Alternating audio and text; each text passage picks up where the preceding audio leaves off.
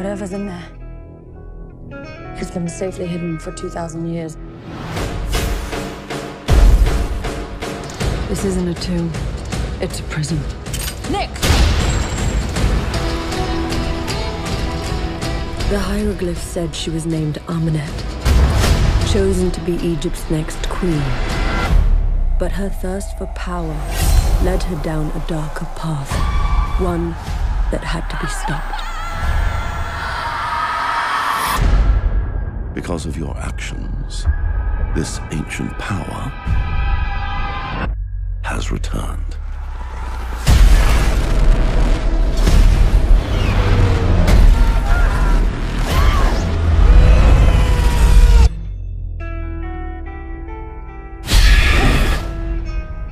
You are alive because you were chosen. Chosen? By what? Evil.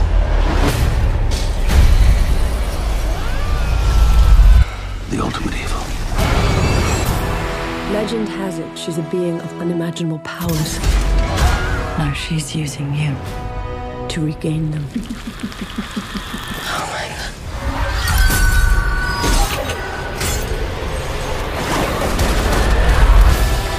She will not stop until she has remade our world into her own.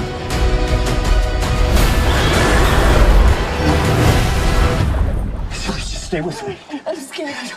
I'm gonna figure this out. Don't leave me.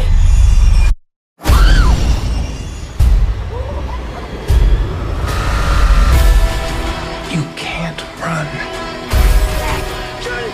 You can't escape. She's got plans for you.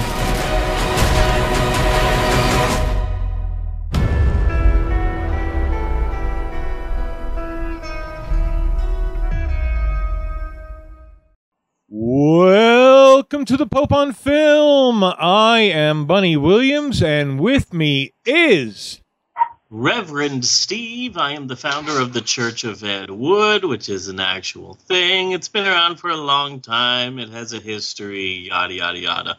With me is a rotating assortment of people who would be in and out. Wow, you just straight up stole the podcast from me. You literally just moved my entire recording device to you. I was setting you up for an introduction, Maxwell. Dang, that's rude.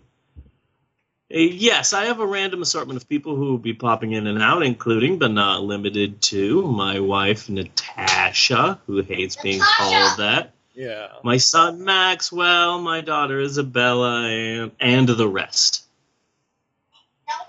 So, which would be the Professor and Marianne. Yeah. Mhm. And Eleanor, the screamiest one. But I think she's down for a nap right now, so we should be good for a little bit. Yes, hi, Bella. Say hello. Say hello. Hello. There you go. Hello. Get that crayon out of my root beer. Dang, this root beer already doesn't taste that good. I'm drinking some root beer without doing an episode of the Root Beer Show because Natasha's just upset that I have so much root beer in the fridge. And it's for episodes of the Root Beer Show that I never record. So... What, Bella? Maybe What? do an episode of the Root Beer Show. Yeah, eventually. I'm not doing an episode of the Root Beer Show on the podcast. I thought about it, but I'm not doing it. The reason why I'm not doing it is because I don't want to. Oh. I thought that was a good enough reason. So, Bunny. Yes. Bunny. So much to talk about. This is episode 141 Yes. of the Pope on Film podcast. Quite impressive. Before we begin, though, I just wanted to talk a bit of shop, a bit of housekeeping, if you will. Number one, unfortunately, Notes from the Bookstore will not be seen this week, so that we may bring you a Pope on Film special edition. Okay. Pope on Film exclusive. I have a really great story that I'm going to be dropping on everyone later.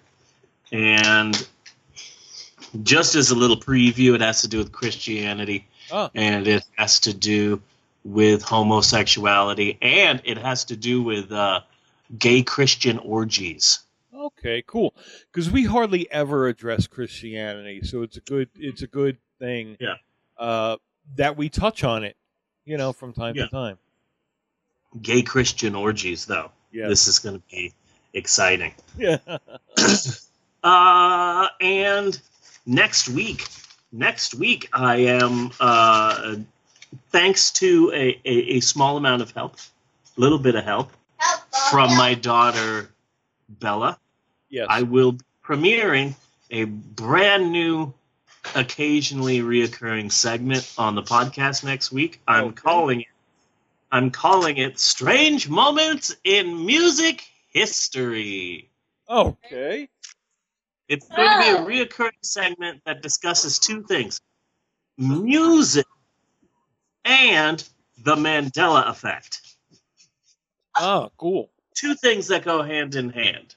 So it's going to be difficult for me to not discuss it this week because it's some exciting stuff. But anyway. So I was on my way today to the Pope on Film Studios to record the podcast. Not too many people know this, but we actually record the Pope on Film podcast live in front of a heavily sedated studio audience at our state-of-the-art The Pope on Film headquarters in beautiful downtown Shawnee, Oklahoma.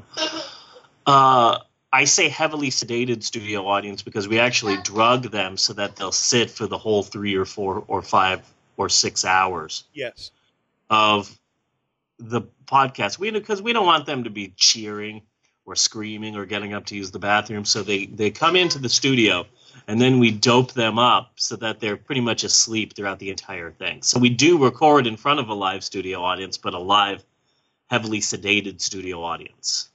Yeah, alive is subjective. Yeah. In front of a quote-unquote live studio audience. So on my way to the Pope on Film Studios, I passed by one of our 3 movie theaters in town. There are 3 movie theaters. There's one inside of the mall, and I've only been there once or twice, and I've never been there again because it sucks.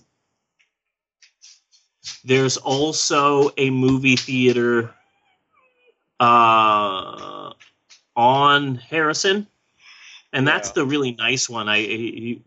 God, how long have we been in Oklahoma? 5 or 6 years? Because I took Bella, a very young Bella, to go see the Lorax at that theater, and that seems like forever ago. That was forever ago. Yeah. So, God, we've been here for a while. Say 5 or 6 years. Yeah. So yeah, I really like that theater. It's still shit, but it's less shit than the movie theater in the mall. And then there's a really huge theater, and I love it so much. No, I'm not talking about the Warren Theater. I'm talking about the theater downtown. It's this really nice old theater, and it's been around since the 1940s. Yeah. And I found these old archive photographs of the theater the day that the Birds came out, and the marquee is all lit up. Alfred Hitchcock's new thriller, The Birds, and it's they've got like an old Cadillac just pulled up right at the front of the theater, and it's this old grand theater. So of course now it's shit. So it's actually dollar theater in town. Oh, that's pitiful. Oh, but it's so, and the screen is shit, and you can't see that great. But it's just, I love it so much because it's just, you get a tiny little taste of how good the theater used to be. Yeah. You know? Like you go into the theater and it's this massive, cavernous, old, grand theater, and it's huge, and you just look at it and you go, man, back in the day when it wasn't showing shit, I bet this was really nice. You get a tiny taste of it. Yeah. You can also tell that the theater was built in the 40s because when you go into the bathroom, you're basically peeing in a small closet.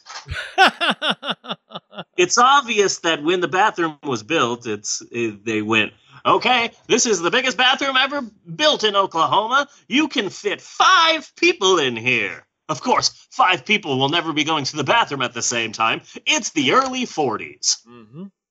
I still kind of get excited whenever I walk into a bathroom and there's a full wall urinal.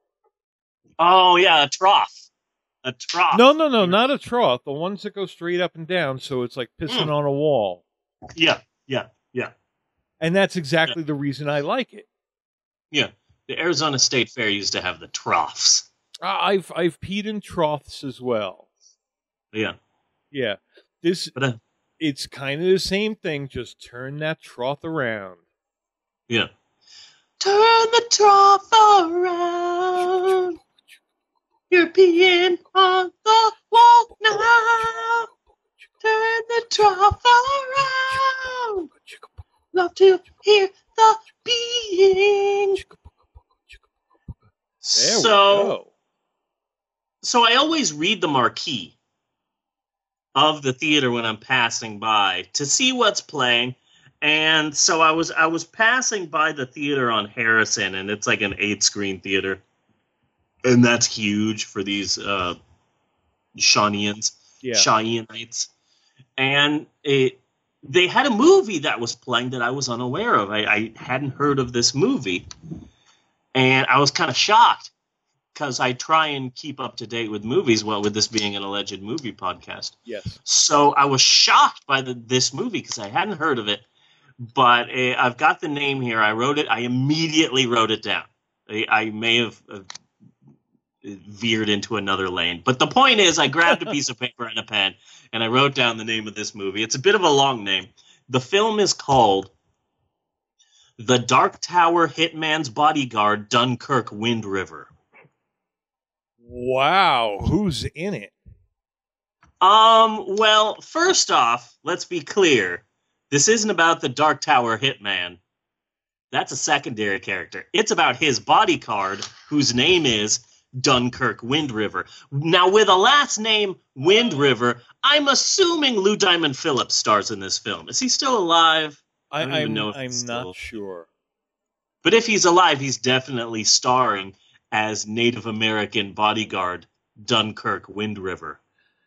And who's Andy Garcia? I don't know. Whenever I think of Lou Diamond Phillips, I think of Andy Garcia pretty much at the same time. They have a similar look. They both are forced to play the ethnic type. Yeah. And their careers have both had just about the same trajectory.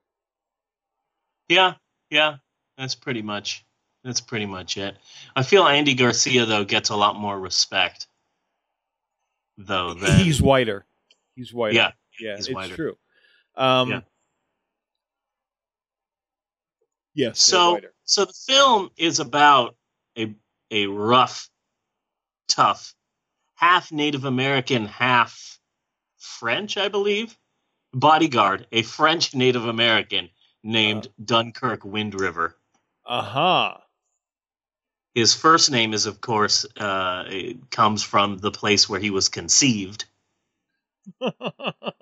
Dunkirk. And then his last name, of course, is a legendary tribal name. Yeah. And so, but just because he's a French Native American bodyguard doesn't mean that this is a film based in reality, because the story is really about the Dark Tower. Now, in my mind, I only read like the first book, or maybe the first book and the second book. Yeah. I think I read the first 2 books and then I tapped out. Speaking of tapping out, I'm going to tap out later, so keep an ear out for that. Okay. So I'm assuming that the Dark Tower is basically like the Pentagon of this other universe. So the Dark Tower has like maybe the evil king, the evil queen, the jester, maybe a Sabaros in there. Yeah. A gift shop. The Dark Tower band is probably stuff like that. And of course, if the evil king and queen are living inside the Dark Tower, of course they need a hitman. But what happens when the Dark Tower hitman is in trouble? Then Andy Garcia, who is the evil guy in charge of the Dark Tower, he's the evil king of the Dark Tower, he hires a bodyguard for his hitman. And that's what the movie is about.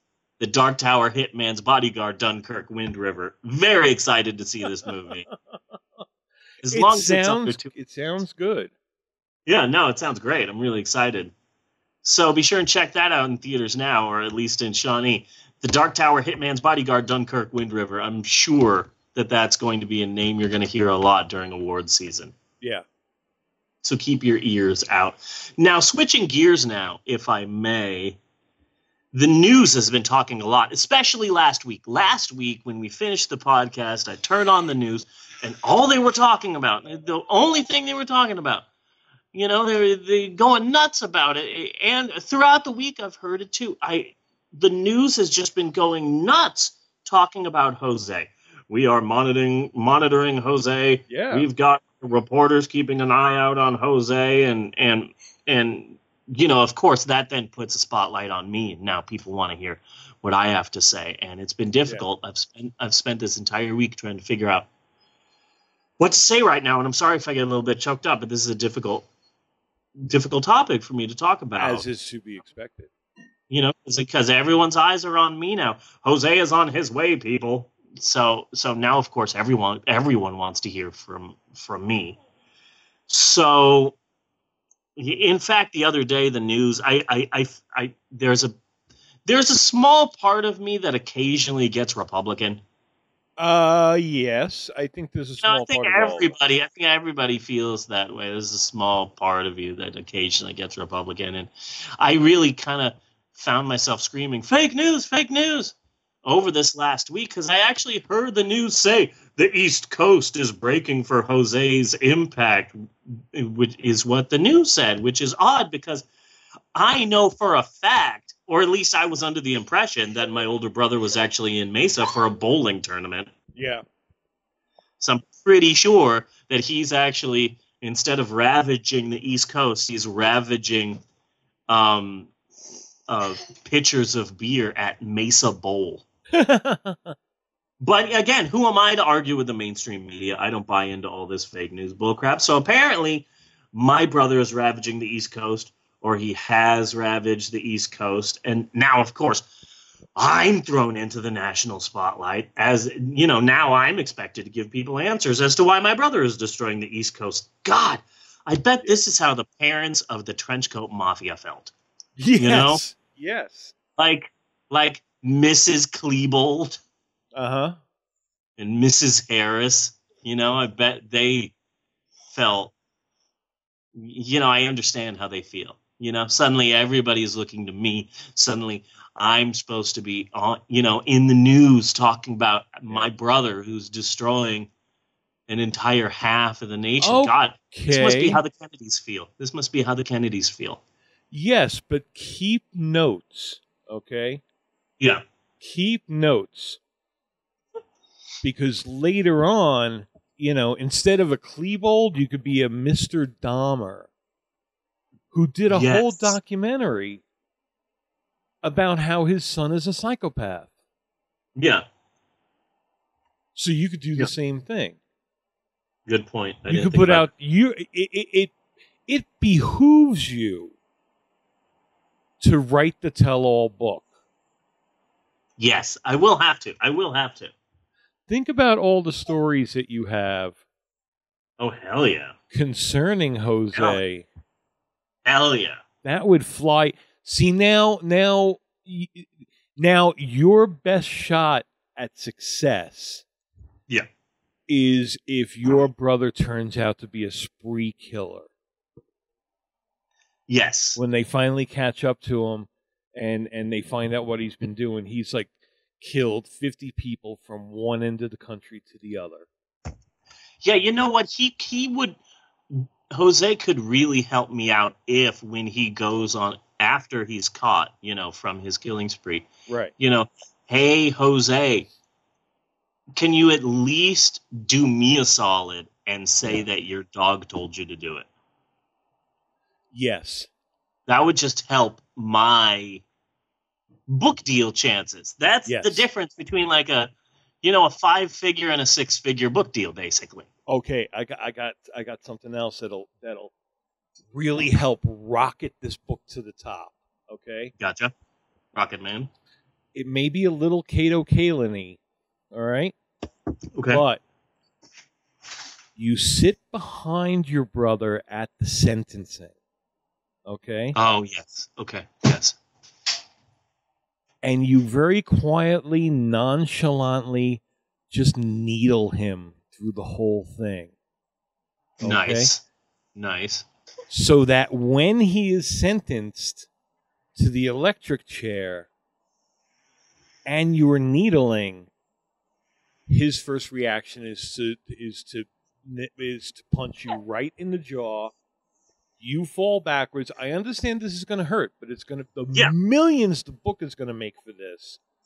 Okay, Yeah, exactly. You are now in the news.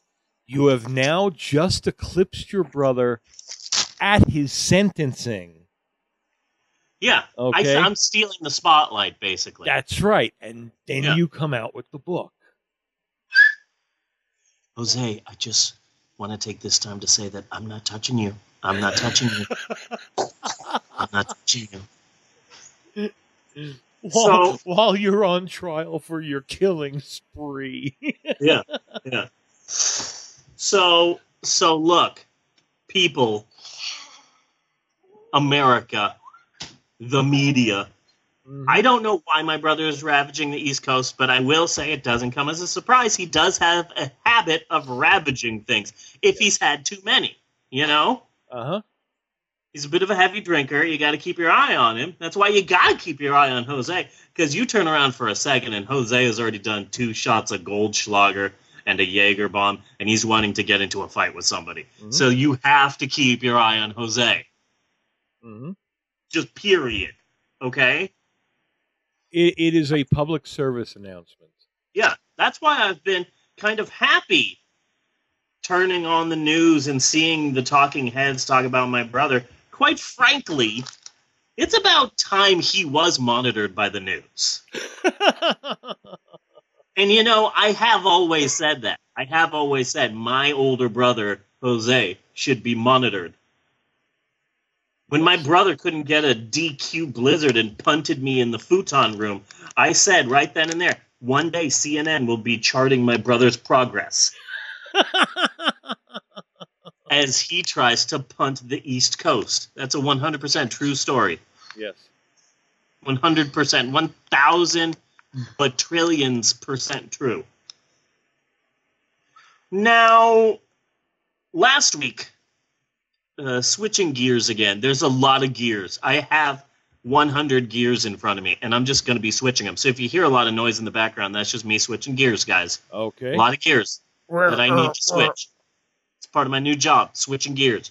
So last week we talked about the Lego Corporation and their financial troubles. Yes. Which stem from a number of reasons, one of which is that people loved the Lego Batman movie, but weren't too quick to run out and buy Lego Batman movie brand Lego sets. Number one, that's really hard to say. The Lego Batman movie brand Lego sets. That's a mouthful. That's number one. Okay, number one. So next, part C. I felt bad for Lego and for the Lego Batman movie and for the Lego Batman movie brand Lego sets. So I went, and for Maxwell's 6th birthday, I bought him a Lego set. Now, this was a big step for Maxwell because I didn't get him a Duplo set. Yes. Which are for, like, the Eleanors of the world. And I did not get him a Lego Junior set. No. A normal Lego set. For a long time now, he's been banned from having regular Legos in the house. For the longest time, he was banned from having any regular Legos in the house because you know how it is. The kid's like, I'm Maxwell. I'm going to play with Legos. I'm going to play with these right here on the floor. Don't worry. I'll pick all of them up when I'm done. And he goes to pick all of them up, but he doesn't pick all of them up. He leaves a few, on the floor. And suddenly Eleanor comes in and she just bursts into the room and she's like, I'm Eleanor. I'm ready to choke on things. Now what's chokeable? I'm Eleanor. And she sees some Legos and she grabs them. They find the kids that age, they find that one thing in the whole room. Yeah. Mm-hmm. Like, literally, you can buy, like, a $1,500 Lego detector Yes. from China, and it detects all of the Legos. But there will still be an easily chokeable piece, like, underneath the couch somewhere, and Eleanor immediately will walk into the room, and her magical Eleanor sensors are like, chokeable piece right here, and she grabs the Lego piece that Maxwell left on the floor, and she puts it in her mouth, and then she starts choking, and then we try and do the Heimlich, but we don't know how to do the Heimlich, so we look it up on Google, and all it shows us are these YouTube tutorials on how to do it, so suddenly we have to watch an 8-minute video on how to do the Heimlich, and of course there's an ad, and the ad's preview that we haven't seen yet, so of course we're really excited to watch the preview, and by the time the preview is done, of course Eleanor's dead. So now what do we got to do? We got to put her body in the trunk, we got to get some shovels, we got to get some plastic bags, and we got to head over to the goddamn pet cemetery. And I hate going to the pet cemetery, not because it's creepy, and when your child comes back to life, the child comes back as some sort of evil creature who has passed through the realm of death and back into life, and now they're evil and twisted and out for flesh. No, but at Eleanor's age, how would you tell the difference? No, absolutely. No, the thing that I hate is not that when we bring Eleanor back, she'll become bloodthirsty. The thing that I hate is that Edward Furlong's always there. He's always there hanging out, like drinking like a 40 of Mickey's, like the cheap alcohol that only the really homeless drink. So that he stinks of Mickey's. Yeah. And he's wearing a leather jacket and he's smoking a cigarette and he's always like, hey, I was in, did you see me in Pet Cemetery 2? Hey, did you see Detroit Rock City? And I'm like, no, it's the Detroit Rock City. I'm not white with a mullet, and I'm not in love with Kiss. So, of course, I didn't go see freaking Detroit Rock City. Not here, Edward Furlong. Oh, well, I was once in a video with Guns N' Roses. Yeah, don't care. Don't care. Really awkward. So, anyway, that's why Maxwell usually doesn't have regular, normal, adult human Legos. But I got him a Lego Batman movie brand Lego set. And he really likes it. You did a really good job, too, Maxwell. Yeah. You did a really good job building that, because back in the day, you would just be so freaking clueless on how to build Legos, but you're getting much better. Hopefully this will translate into the Lego video game, because you still have problems there. But yeah, freaking Edward Furlong. Hate that guy. Creepy. Oh, man, it's been so long since I saw Pet Sematary 2. Pet Cemetery 2. Oh, I remember it being horrible in a really enjoyable way. Yeah. I mean, you got Edward Furlong and fucking Clancy Brown. Yeah, Mr. Krabs. That's Mr. Krabs. Clancy Brown is just in my Patrick Harris. What is Doogie? He's in my Doogie category. Every time I see Clancy Brown, I'm just kind of happy for him. I'm like, keep in there, Clancy. Keep in there. Look, it worked for Michael Rooker eventually, all right? Yeah. Because they've both been around right around the same amount of time. Yeah. He and Michael Rooker. Yeah. I just get happy that he's just like he's still in there. He's still fighting. Yeah. And again, I would like to point out that character actor Clancy Brown from The Shawshank Redemption, from Highlander, Highlander 2. He is also the voice of Mr. Krabs, the owner of the Krusty Krab restaurant in SpongeBob. It's important to note that he has always been the voice of Mr. Krabs. From the first episode on to now, every SpongeBob movie, SpongeBob video game, it's been Clancy Brown. Yeah. And I saw some interview somewhere, and it's Clancy Brown, and he's like, I oftentimes like to go to young children, and they are scared of me, and I tell them, I bet you didn't know that I was the voice of Mr. Krabs on SpongeBob. And the kids, of course, don't believe me, so I have to do my Mr. Krabs voice. Yeah. I like money! And then the kids get all excited. I just love that. I just love the fact that you're like this 6 foot a billion, tall, imposing, scary, Lurch type guy. And you're the voice of a legendary cartoon character. I love that. I do. It helps me be a little less afraid of him. Yes, Maxwell. Yes? I know a voice of Mr. Krabs that when he sees money. Money. Yes, that's very good. That's very good. Thank you, Maxwell. Mr. Krabs? Yes. And I can do a voice of someone. Yes? Who can you do a voice of? Trololo. Oh, of course, Donald Trump. No, Exactly. Underpants. Oh, Captain Underpants. Huh? What's the difference? Am I right? So, right now I am recording the podcast in the kitchen. Uh-huh. But let me tell you, after the break, I will be moving to the bedroom because we are going to start talking about gay Christian sex orgies. And which that's we are all looking forward to. Yes. I wasn't sure if I was going to Facebook Live it. Yeah.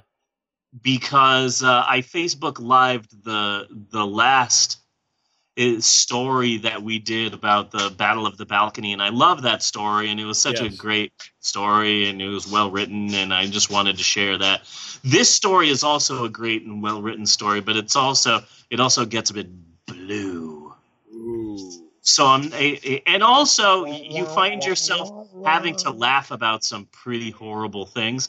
So I wasn't sure if I was going to Facebook Live it, but then I got a request from a friend, Destiny, who specifically said that I had to, Destiny Thompson. So shout out to Destiny Thompson. Destiny! So we will be going live during that, and that's going to be exciting because we're going to be shitting all over organized religion. Excellent. That is one of my favorite things. I always get happy. Yeah. I always get happy. Yeah. So, okay. I want to go back to 2 weeks ago, if I may. Okay. So 2 weeks ago, we did the obscure sci-fi channel shitburger Stonehenge Apocalypse. Yes. Starring the wildly popular obscure actor Misha Collins. Yes. Now, the Mish. There are two. Yeah, the Mish. There are two things about Misha Collins. Thank you, Maxwell. Two things about Misha Collins that I wanted to touch upon really quick. Yeah.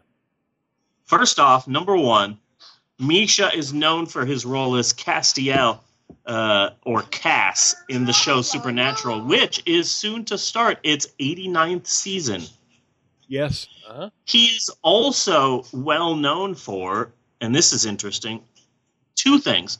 Jack and shit are the two things that he is known for other than Supernatural.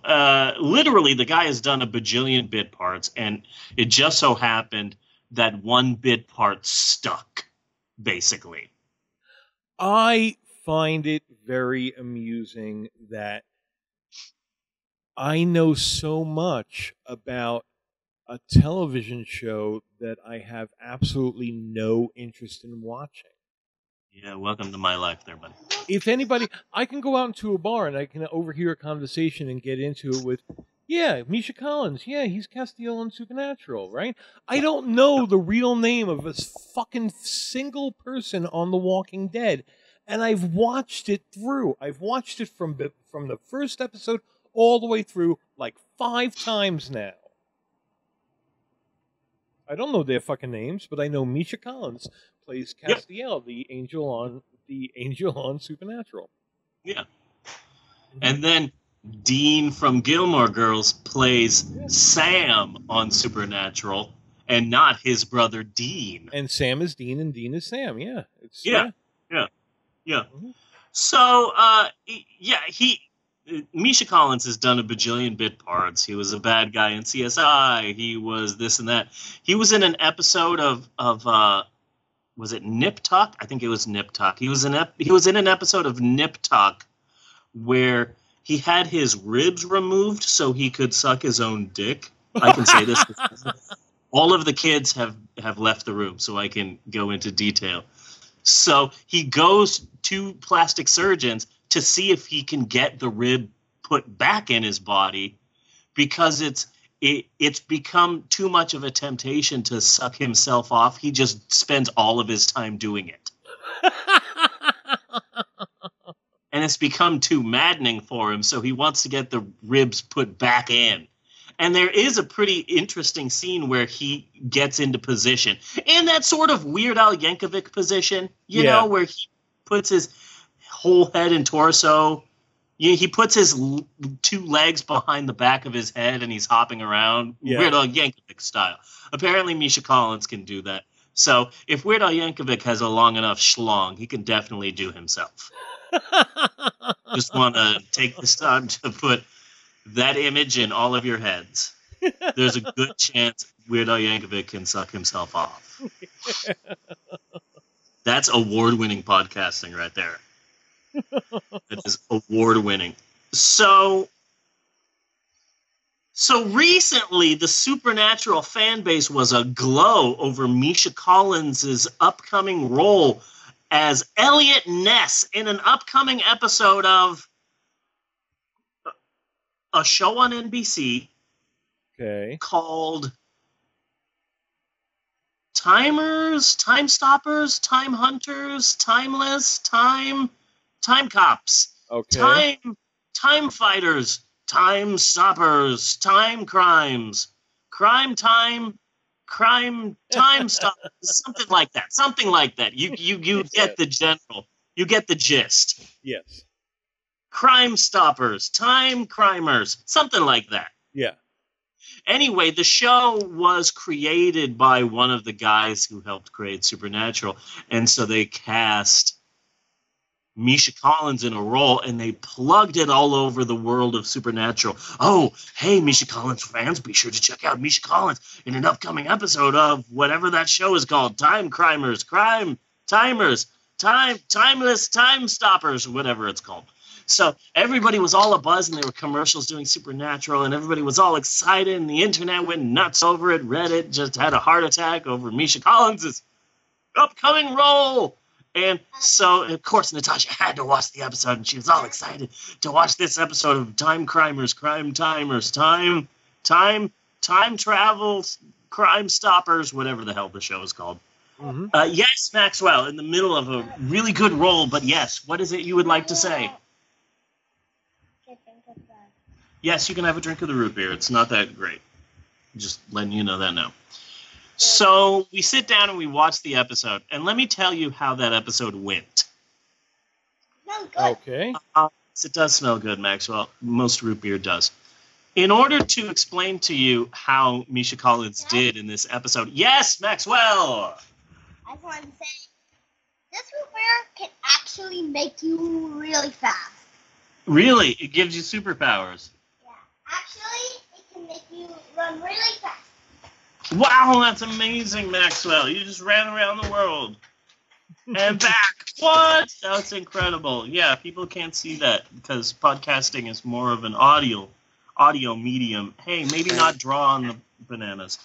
So, being a parent makes you say sentences out loud that you never thought you would ever have to say. Yes. Like, don't draw on the bananas. So in order to explain how Misha Collins did on this episode, I need to talk about Monty Python. Okay. People, when they think of Monty Python, they think of Monty Python, the TV show, which lasted for a long time, and they think about Monty Python, the movies, and and they think of all these things, but I feel that a lot of people forget the fact that Monty Python released a number of albums. So many albums. And so many funny things that they did on records that they never could on a stage or in a movie or something. Some really good stuff. And one thing that they did on one of their records was a fake educational record teaching you how to be a great actor. And the record that you bought was supposed to have scripts to help you become a great actor. Yeah. Now turn to page 3. In the following play, you will be playing the part of Montague, the wealthy aristocrat. And so the play starts, and it's 2 cops talking to themselves. Nasty business down at the Thames. What's that? Montague has shot himself. Really? Afraid so. And then, we apologize, but it seems as if the part of Montague was killed before the play even began. Yes. So anyway, Okay, yes. Everyone's all excited. Misha Collins, Elliot Ness, in an episode of Super Time Crime Fighting Time. Time Fighters. And so we're all sitting down. We're excited to watch it. He was in two very quick scenes before he was gunned down.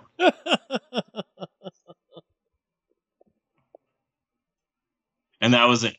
Because whoever the guy is who played Kovac in ER, he has gotten a hold of a time machine and is now going through time, destroying time. Okay. And so, like, these scientists who invented time travel now have to go through time to find him and stop the things he has done. And there's nothing original about the show at all. The only thing that's even Which sounds exactly like Legends of Tomorrow. Yeah, that's why I haven't bothered to fully remember the name of the show. I know I could look it up, but the show hasn't earned my effort. Yes. So time, crime time, timeless time, fighter times. Yeah, he's in 2 scenes and then he's killed. And so that was hilarious. I wanted to bring that story up about super time, crime time, fighting time. Well, I'm wondering if has Tasha seen that? Has Tasha seen what? That episode of Super Time, Crime Time, Fighting Time? Yeah. Oh, yeah, she saw the episode. We all saw it together, and we were so excited to see Misha Collins. And then he literally died like 10 minutes into the episode. And she was pissed, and the fandom was pissed, because it's obvious that, like, oh, God damn it. It's obvious that this show was suffering, and this show was hurting in the ratings. And they knew that they could get the supernatural fandom behind this show by putting one of the supernatural guys on the show. This is crass. They were just using us, and we're all pissed off, and we're never going to watch this show again. Although I really do want to see what happens in the next episode. God damn it. I guess we're watching Super Crime Time Fighting Crime now. And we did end up watching like 2 or 3 episodes. Well, so they did get us. I'm wondering if he was wearing his supernatural clothes. I don't know. I can tell you he wasn't sucking himself up. Like, did he do that? Did he like hop over to the next set and do that on his lunch break? Yeah, I'm assuming that the show was filmed in Canada. I assume everything is filmed in Canada now. Yeah. Canada is the new Hollywood. Yes. Vancouver is the new Hollywood. Mm-hmm. So I just wanted to bring that up during the Stonehenge Apocalypse episode, and I forgot. So that's number 1. Next is part B. So Misha Collins has had a strange life, including being an intern at the White House during the Clinton administration. So I was listening to our Stonehenge Apocalypse episode. It's a good episode, by the way. And you brought up the fact that there's a better than damn good chance that Misha Collins could have banged Monica Lewinsky. Yes. Mm-hmm. Or at least, even if he didn't bang Monica Lewinsky, it's pretty major. This whole situation, Misha Collins was not next to history, but he was like catty corner to history. Yes. With fellow intern Monica Lewinsky. That's a pretty crazy random happenstance, and I didn't have a counter to that during the episode. So anywho, I looked it up.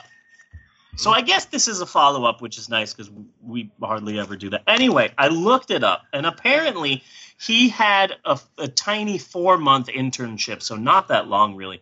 And his internship ended right before Monica Lewinsky started hers in 1995. So they never crossed paths.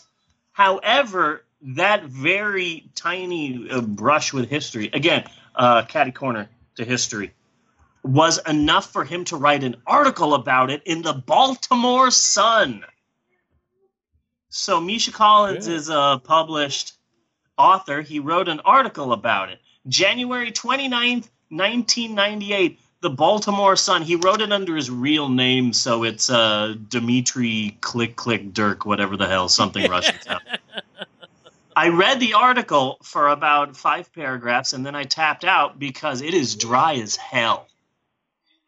Do not recommend 100% reading this article, but just FYI, just to let you know, you can add journalist to the list of things that Misha Collins is. Yeah. We've been talking about Misha Collins. Why? Suddenly, Natasha has appeared with a slightly creepy glimmer in her eye. I did not. And you're wearing like your Misha Collins shirt, so it's really like no. This is not a Misha Collins shirt. This is a Gishwas shirt. Just because he's the one that started it doesn't mean shit. Okay. Not a Misha Collins shirt. I'm gonna fuck you up, Steve. 10-4. I gotcha. I came out here because I have to go get emeralds. Sorry, you're gonna miss our. Well, we're finishing up the Misha Collins. What are you saying about it? First off, I forgot to mention during the Stonehenge Apocalypse episode all about how you Supernatural fans were tricked into watching one episode of Timeless crime fighting time jumpers, time hoppers. It's called Timeless. Yeah, and so I mentioned that. We were bamboozled. Yeah, you guys were pissed. They were like, "Oh, Misha Collins is going to be in this episode for like 5 seconds," and then he did. Yeah. Yeah, and then he was. Yeah, and then he was killed. He was in like 2 scenes. Hella killed. Yeah. Hella did. He deaded. Yeah, but it did its job in that, like, you and I were like, oh, fuck that show. For the next we need to watch this next week. I guarantee you, though, the second half of that episode, the ratings dropped because literally, definitely. There were so many people on my dash on Tumblr bitching about how they killed Misha Collins off and he didn't have enough screen time and I'm not watching that anymore and I'm not going to watch it ever again. I feel like I was duped. And, I mean, we were, but still. You absolutely were. And then I was talking about the article that he wrote in the Baltimore Sun about the Monica Lewinsky scandal. He could have changed history. He had the potential of changing history if he would have fucked Monica. Yep. that whole thing may not have happened. Well, that's a good point. Or, if he would have just sucked Bill off himself. Yeah. And then Democrats would have been outraged by how the Republicans treated their honest president, So it would have been a landslide victory for Gore. So basically, thanks, Misha Collins. America. Yeah. No, didn't. Fuck off. We wouldn't have had President Trump if Misha Collins had just banged a fellow intern. Way to go, Dmitry Click Dirk, whatever the hell. Yeah. What's his name? Big perv. You want to correct me so bad. What's his name? Dmitry Kasparov. Yeah. I mean, we already know what kind of a giant perv he is, okay? He couldn't fuck one chubby intern for his country? Yeah. It's ridiculous. Ridiculous. So, it's time now. Bella, if you could help with Eleanor, please, I would appreciate it, because she's on a warpath and Mommy just left. It's time for a brand new-ish installment of the Pope on Film. Or a better way to put it would be it's an installment we've unofficially done a number of times on the show that we've now given an official name to. Yes, it's time once again for the premiere installment of Bunny and Steve's social media shout-outs. Yes. Shout-outs! A great idea you came up with. Shut it. Oh, I'm sorry. What was that, Bunny? A great idea you came up with. Yes. This is a once-a-week-ish segment where we will put a spotlight on a different social media hero of ours, be it a fan of the show or not, but hopefully they are. Bunny, do you have someone that you would like to put a spotlight on this week on the Pope on Film podcast here? Yes. Go ahead. I'm going to come out with my most daring, I think. Okay. I think for this we should probably only use first names. Okay. So I'm putting the spotlight on Adam. Okay. Now, if Adam listens to this, Adam will know it's him because there's really only one Adam. Okay. Yeah. But Adam always tells me that he appreciates honesty.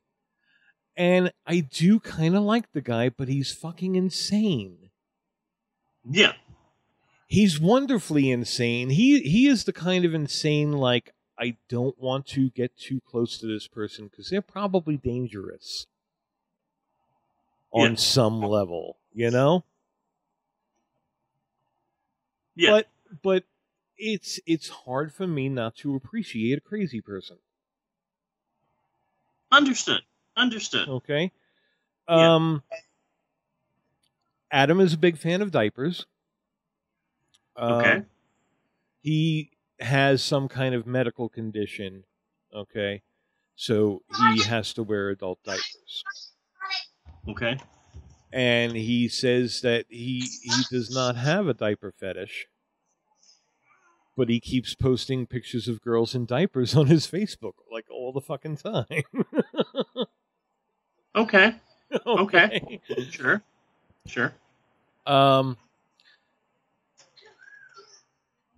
Adam, when he dies, and he goes through periods where he wants to die, he wants to be buried in a landfill. He just wants to be put in a landfill. Okay. And he has been fighting a legal battle for quite a while for this. At this point, he is legally classified as medical waste. In this fight, he had himself legally declared medical waste. Yeah, like you do. Because you can put medical waste in a landfill. Yeah. Nice. That's a good workaround. So he's a fun guy to kind of keep an eye on and keep track of. That I don't want to get too close to. Understood. You know, Understood. like I am comfortable at the Facebook friend limit. Yeah. You know. Yeah. I'm not at the let's meet for coffee level. You know. Yeah. Absolutely.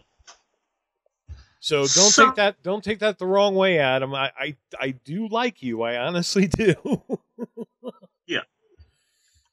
But my life is crazy enough. So that's my shout out to Adam. Okay. My shout out is to a newish friend of mine, guy who lives in New York. His name is Guillermo. Already, that's a great name. That is a great name. And he is a fan of the show. He listens to the show all the time. He does not own a TV. So already right there, that's pretty New York. Yeah. Just want to say right there. That's a pretty New York thing. I would also like to know if Guillermo knows of the best place in town to get a biscotti. Yeah. Like, I assume like I don't know a lot about New York, but I assume that everyone in New York has a different favorite place to get everything. Oh, I'm sure. Yes. Oh, and yeah. not just food. Not just food. Oh, pizza. You want to go to Mario's? Mario's on 5th Street? No, Mario's on 12th. They have much better pizzas. That's what I assume about every New Yorker. I can understand not wanting a TV if you lived in New York. Yeah. I mean, we are talking about New York City. We're talking about Manhattan, right? I mean, it's expensive as shit. But yeah, he lives in New York, as far as I can tell. But this is the city where you can sit back and think of anything at all that you want to do that night, and you can find it. Yeah. Okay, so that's a good point. I want to see erotic midget wrestling. It will be there somewhere. Oh, yeah. Yeah, absolutely. You know? Yeah. Yeah, Guillermo's a good, so yeah, he doesn't have a TV, so he gets all of his entertainment, apparently, from podcasts. Oh, okay. Yes, you've mentioned him, and yes. Yeah. No, so this man deserves a shout out. Yeah, he's a fan of the show, and he posts some really good stuff. He's a great Facebook friend to have. He posted 1 or 2 tributes to Bobby the Brain Heenan, who just recently died, and God damn it, I love that man. He recently posted the opening credits to In Search Of with Leonard Nimoy. Yeah.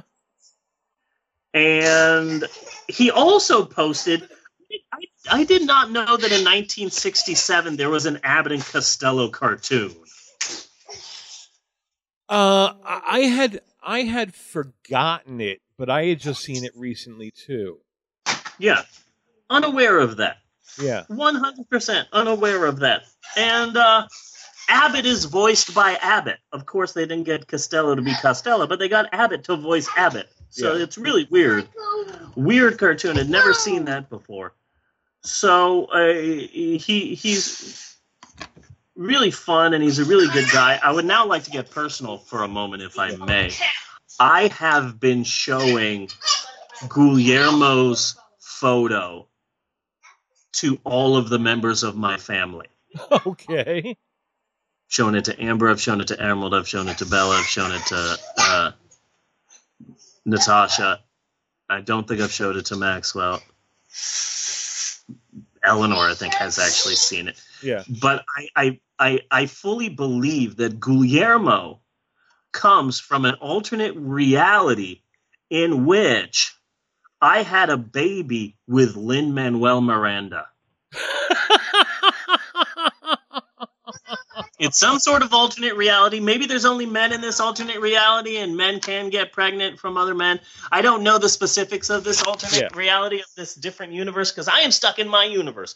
All I know is that Lin-Manuel Miranda, the writer of Hamilton and In the Heights, and a really great episode of Drunk History, got together with me, and we had a baby, and that is Guillermo. And just to prove it, he's got a number of pictures here, but there's a specific one, and he's wearing like a bow tie and glasses, and he's looking all dapper, and it's perfect. It is perfect.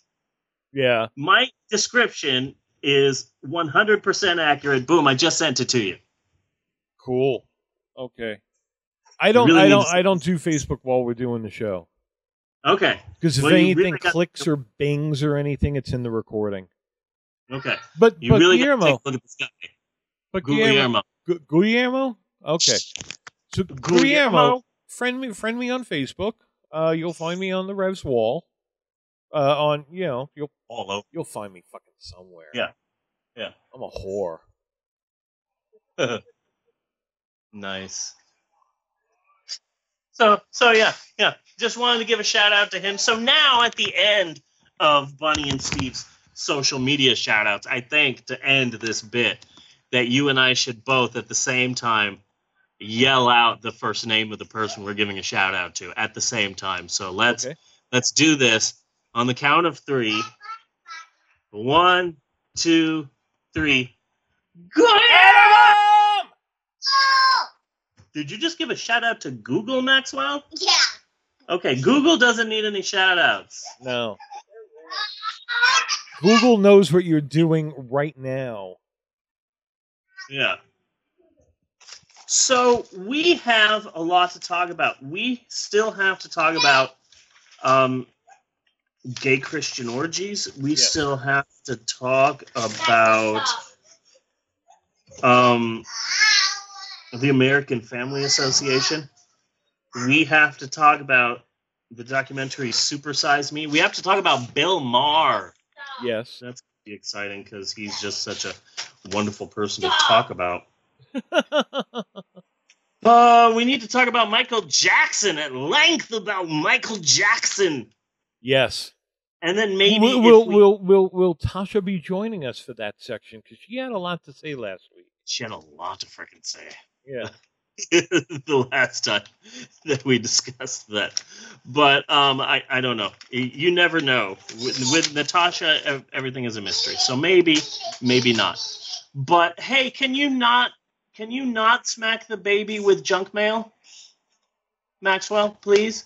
Stop smacking the baby with junk mail. Use the circulars. Okay, stop touching the baby. She's walking on the couch. Eleanor, number 1, I don't like you walking on the couch, okay? Get down. You're not listening to me. You're trying to push my buttons, Eleanor. I got my eye on you. Don't make her scream while I'm recording the podcast. Seriously. Anyway, I'll be moving to the bedroom soon because we need to talk about gay Christian orgies and AIDS, which is always a fun thing to talk about. Yes. But before we get to any of that, maybe we should take a break. Should we take a break? Should we, though? We should take a break. Really? You think so? I think so. Excuse me, Maxwell. I'm not asking you. I'm asking Bunford and Sons over here. So, Bunny, what do you think? Should we take a break? Should we? I think by the old clock on the wall, we should take a break. You know what? You know what? I have to concur. We are going to take a break now. We will be right back with more of the Pop on Flim. What did he say? Thanks, Maxwell. That was really good. Do. Maxwell, that couch is not a jungle gym, okay? Eleanor is now running around on the couch because you think that that's a gymboree, and it's not a gymboree. It's a sectional, okay? Stop playing on the sectional. Sectional. Okay.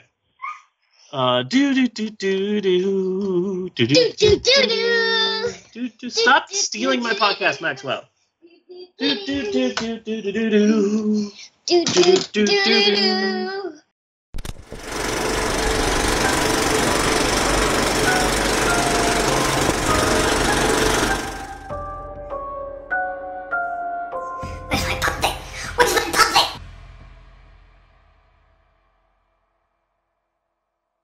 Blue softballs.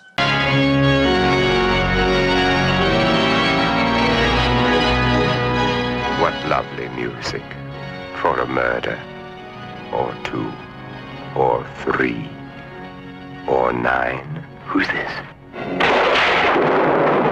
Ladies and gentlemen, I want you to meet a dear friend. 9 killed you. 9 shall die. Your wife, no 5s. But you I will kill. But you can't, Doctor.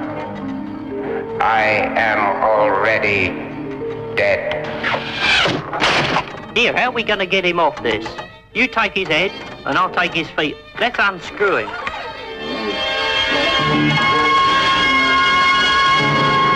Dr. Vibes, who samples the finer things of life in his own image. inimitable way. A glass of boiled, some bats. Frogs? Frogs, yes. And a glass of blood. Glass of hail in the bloody middle of nowhere.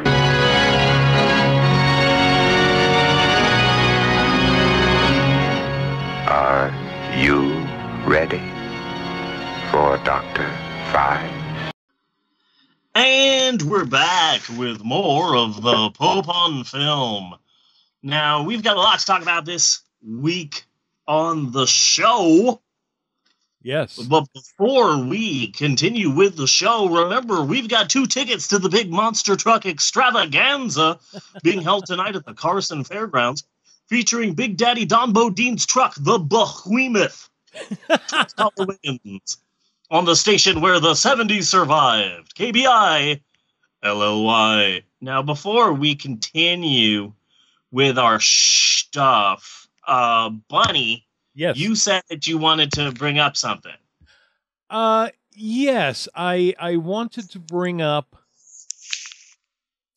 how stupid the human race really is.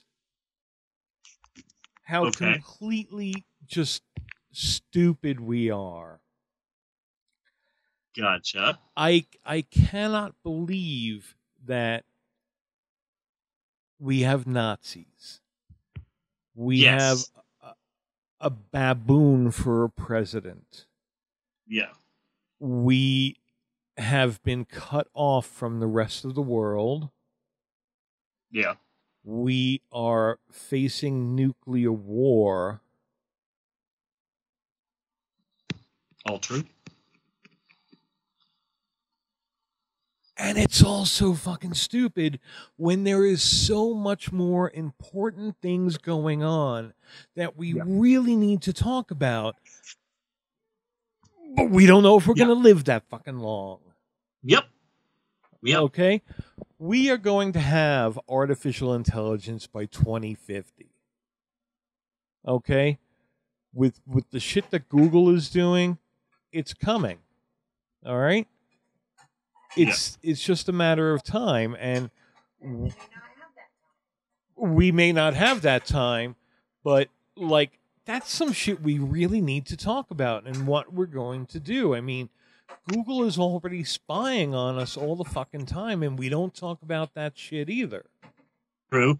That's why I use Bing. Bing.com. They spy on you less. Yes. That's a good commercial right there for Bing.com. Bing, the search engine of the resistance. I use Bing all the time just because I know, like, Bing's like, do we spy on you? Do we not spy on you? There's no way you can tell. Meanwhile, Google's like, yeah, no, we spy on you all the time, and there's nothing you can do about it. So to have... So binging the crap out of things. So to have an artificial intelligence spying on us all the time, there's shit to talk here. See, I am still in the camp where I am excited about artificial intelligence, and I think robots will eventually save humanity. Okay? Yeah. I'm just waiting for my sex robots. I was promised sex robots. I forgave no jetpacks. I forgave no flying cars. Yeah. I forgave robot butlers. Yes. And I'm not talking about Jetsons. I'm specifically talking Rocky IV. Still waiting for my 1980s robot butler. Mm-hmm. I forgave all of those things. Now, sex robot. That's what I'm waiting for next. Sex robot, yes. Yep. Yes. Well, they are coming, so to speak, along with the robotic butlers and all of that, because we'll have the artificial intelligence to be able to do it. But regardless if we last that long. Exactly. But regardless if I think that's a good idea or not, it's something that has to be discussed. Yeah. But no, we're talking about fucking Nazis and shit.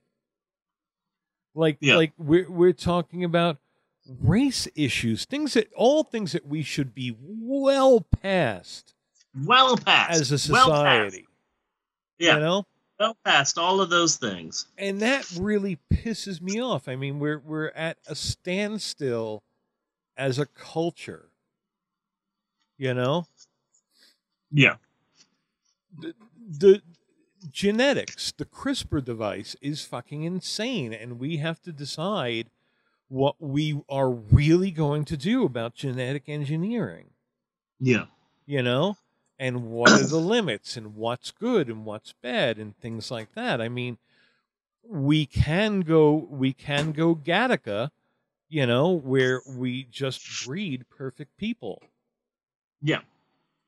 You know? That's gonna be difficult though, to have an entire planet of me's.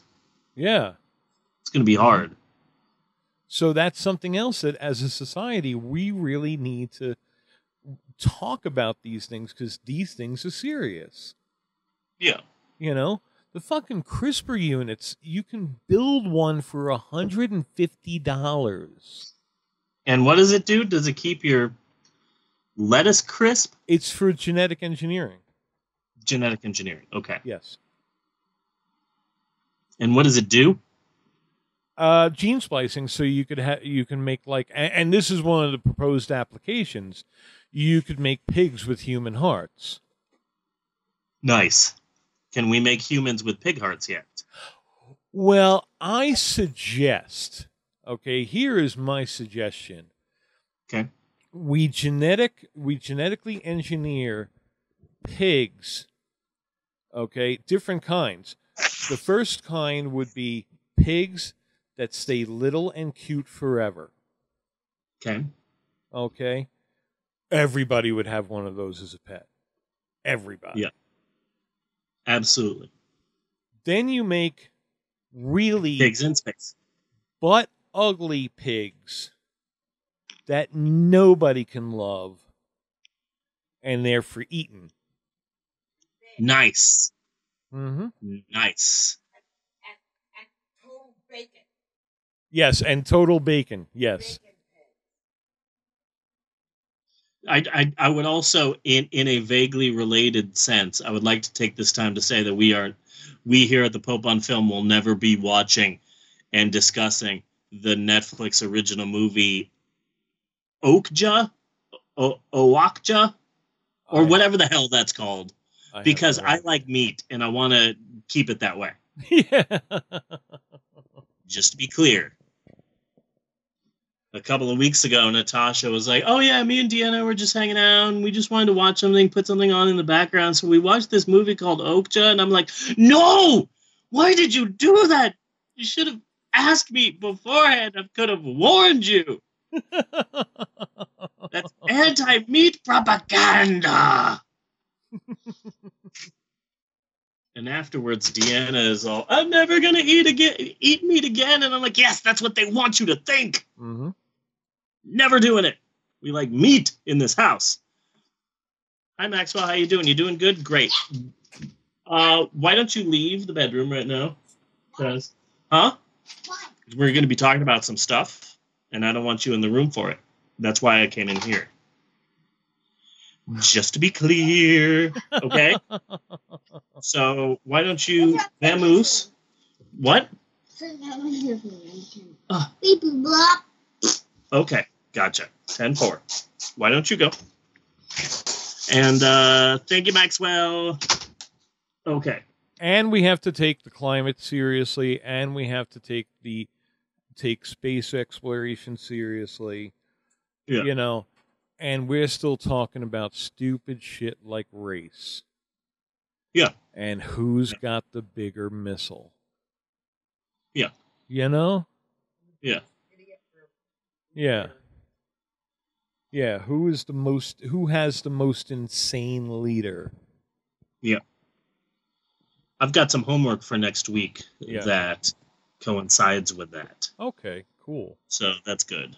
So that's all I wanted to say about that. I just want to reiterate that last week's episode was a really fucking good episode. It was a really fucking good episode. It was one of those. Really It was one of those strange episodes where I walked away from it and I was like, "Well, it was a good episode, yes, but I don't think I'm going to get much cut out of it." You know? Yeah. I got so much cut out of it. So much. That's why I've been putting out 2 things a day. Yeah. No, there's a lot of stuff on there. Yeah. It's a heavy episode. So that was a good episode. And even with that, there were things that I like skipped, you know? Yeah. Yeah. Not that it's there, but like I didn't clip out the Michael Jackson section because we were going to be doing it this week. Yeah. And I left the Funko with the Legos because they played in right into each other. So, you know, those were 2 more things that could have been cut out, but I was kind of like, this is getting to be enough. Yeah, no, that was a heavy episode. Yeah. Speaking of heavy, well then, my little bunny britches. Note from the bookstore will not be seen this week, so that we may bring you a Pope on Film special, a long and wonderful and very dirty edition of Steve's Historical Approximations. This is a reoccurring segment here on the podcast where we get a story from history and I take it and I nurse it, I breastfeed it. Yeah. And I put it in a little onesie and change its diaper a little bit and carry it until I've gotten this historical moment and reworded it in my own sort of voice. Yes. Is it 100% the truth? No, it's about there. And this week's story is a good one. This week's story has to do with religion. This week's story has to do with Christianity. This week's story has to do with NYPD Blue. All right. And it has to do with gay Christian sex orgies. So, really good stuff. So, this week's story comes to us from the good folks at the Southern Poverty Law Center, which I hear the word Southern Poverty Law Center batted around a lot. So I looked up the Southern Poverty Law Center, didn't really know who they were or what they did. So apparently the Southern Poverty Law Center is an evil progressive Jew-run organization dedicated to ruining the lives of kind-hearted Christians like you and I, Bunny. Yes. Because all we want to do about them. Yeah. Because all we want to do is spread the Bible. Kill abortion doctors and spread the Bible. Is that a crime? I thought we lived in America. In America. Is it also a crime to want to get rid of all the gays? No, it's not. I don't believe in these things, by the way. Just want to be clear if anyone's listening for the first time and are a bit confused. Small aside here. Christians are overly supportive. So many Christians are overly supportive of the nation of Israel. Yes. Not that they don't deserve support, the nation of Israel. It's just that Christian support is disingenuous because Christians give disingenuous support to the nation of Israel because they're all like, we must support Israel. Why isn't the government doing more to support Israel? Yeah. They're anti-Israel. We need to be pro-Israel. We need to help out Israel. Why isn't the U.S. government doing more to help Israel? Guys, Israel is in the book we read. Yeah.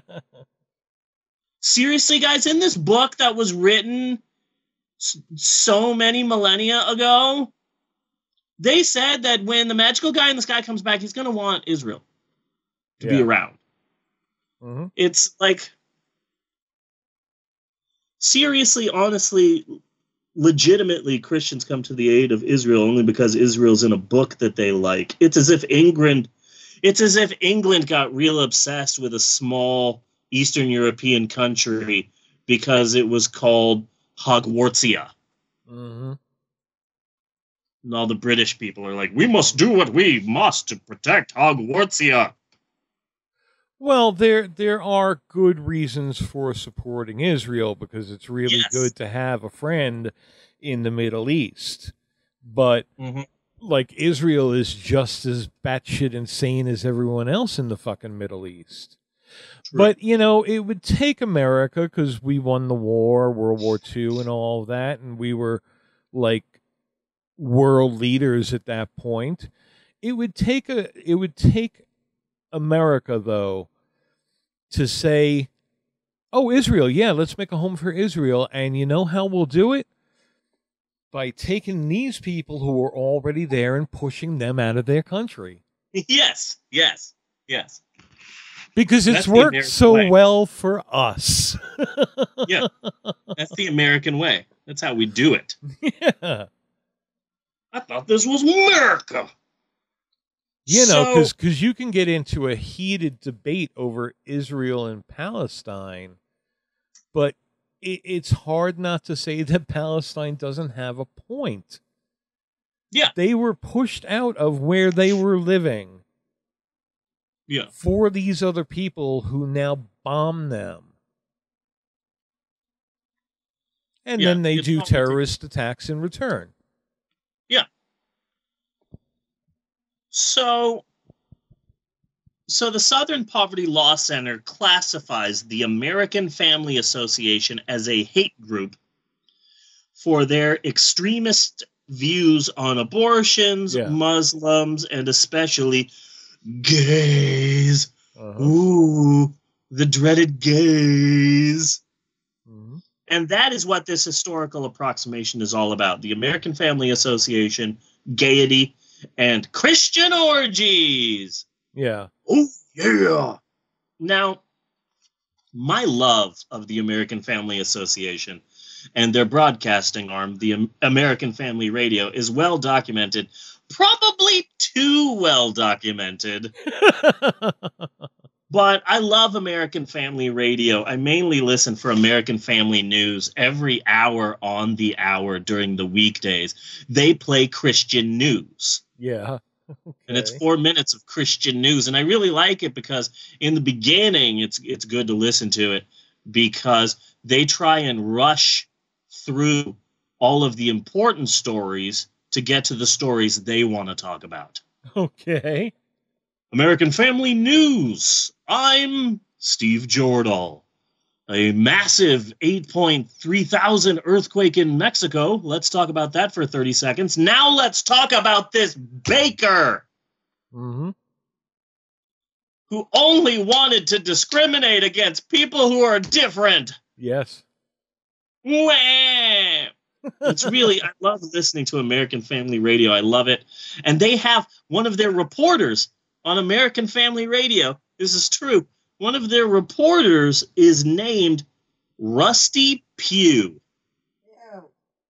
Yeah. No, that's a wonderful name. He's named after something Christians use. I don't see why I would have to declare my sexual orientation to get some cookies. You know, Yeah. You know, we're going to have to go into every shop, everywhere, and hi, heterosexual.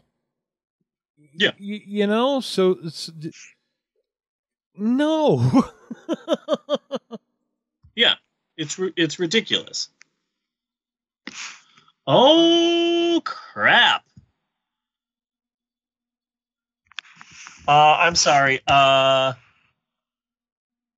Global Force Wrestling and the Imperial Wrestling Federation, and Imperial Wrestling Revolution are having a wrestling event about 2 blocks away from where I live. Yeah. On October 21st, and it features a bunch of people I haven't heard of for a long time. Like I see Jack Swagger there. He's a wrestler from a long time ago. MVP, I see him there. Yeah. And a bunch of other people who I don't know. And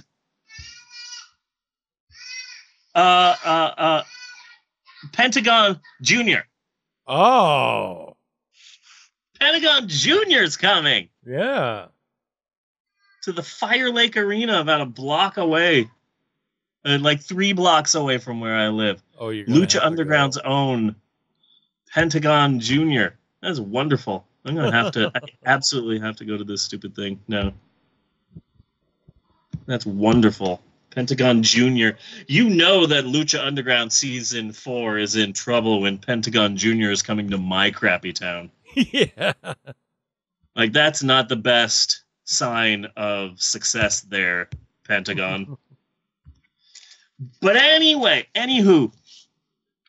But I'm upset, Bonnie, that you don't like the name Rusty Pugh. He's named after something Christians use to show their Christianity. Yes. That's like if there's a Catholic out there named Turquoise Rosary. Wow, that doubles as his name and what he uses to show his Christianity. Yes, Rusty Pugh. What a wonderful name. These people don't use pews. They use folding chairs. Yeah, these aren't people that are kneeling for forgiveness. These are people waving their hands and speaking in tongues. Mm-hmm. But with all the folding chairs, Pentagon Jr. would feel quite comfortable. Exactly. Yeah, you can just have a hardcore match at any time. So, and I am finding it very amusing, picturing Pentagon Jr. attending church services. Yeah, breaking the pastor's arm. Yeah. But American Family Radio, AFR, is just one part of the massive multi-tentacled organization known as AFA, the American Family Association. They are a big lobbying group. They are a big Christian organization, fundamentalist Christian organization. Yeah. A bit of history on them. They were originally founded in 1977. Back then, they were called the National Federation of Decency, which gives you a much better understanding of AFA's motives. Yes. Originally, they were focused on cleaning up TV and radio and shit. But then they transformed into the American Family Association with a very generic-sounding focus on issues that affect the family. So basically anything they don't like. Yes. Way to cast a real wide net there, guys. So they're known nowadays primarily as an active and they want me to they want me to worry about Sharia law. Yeah. They want me to worry about Sharia law when that is exactly what they are doing. Yeah, they want you to worry about Muslims taking over your neighborhood while at the same time being concerned Christians that have to stop any TV or movie that has something that they disagree with. Mm-hmm. Yeah. Yeah, I've actually been watching a documentary on the life of Brian because it's so good. Oh. Yeah. Oh, it is so good. If you must have Googled some of the must have YouTubed some of the interviews with John Cleese and Michael Palin and stuff. Yeah, probably.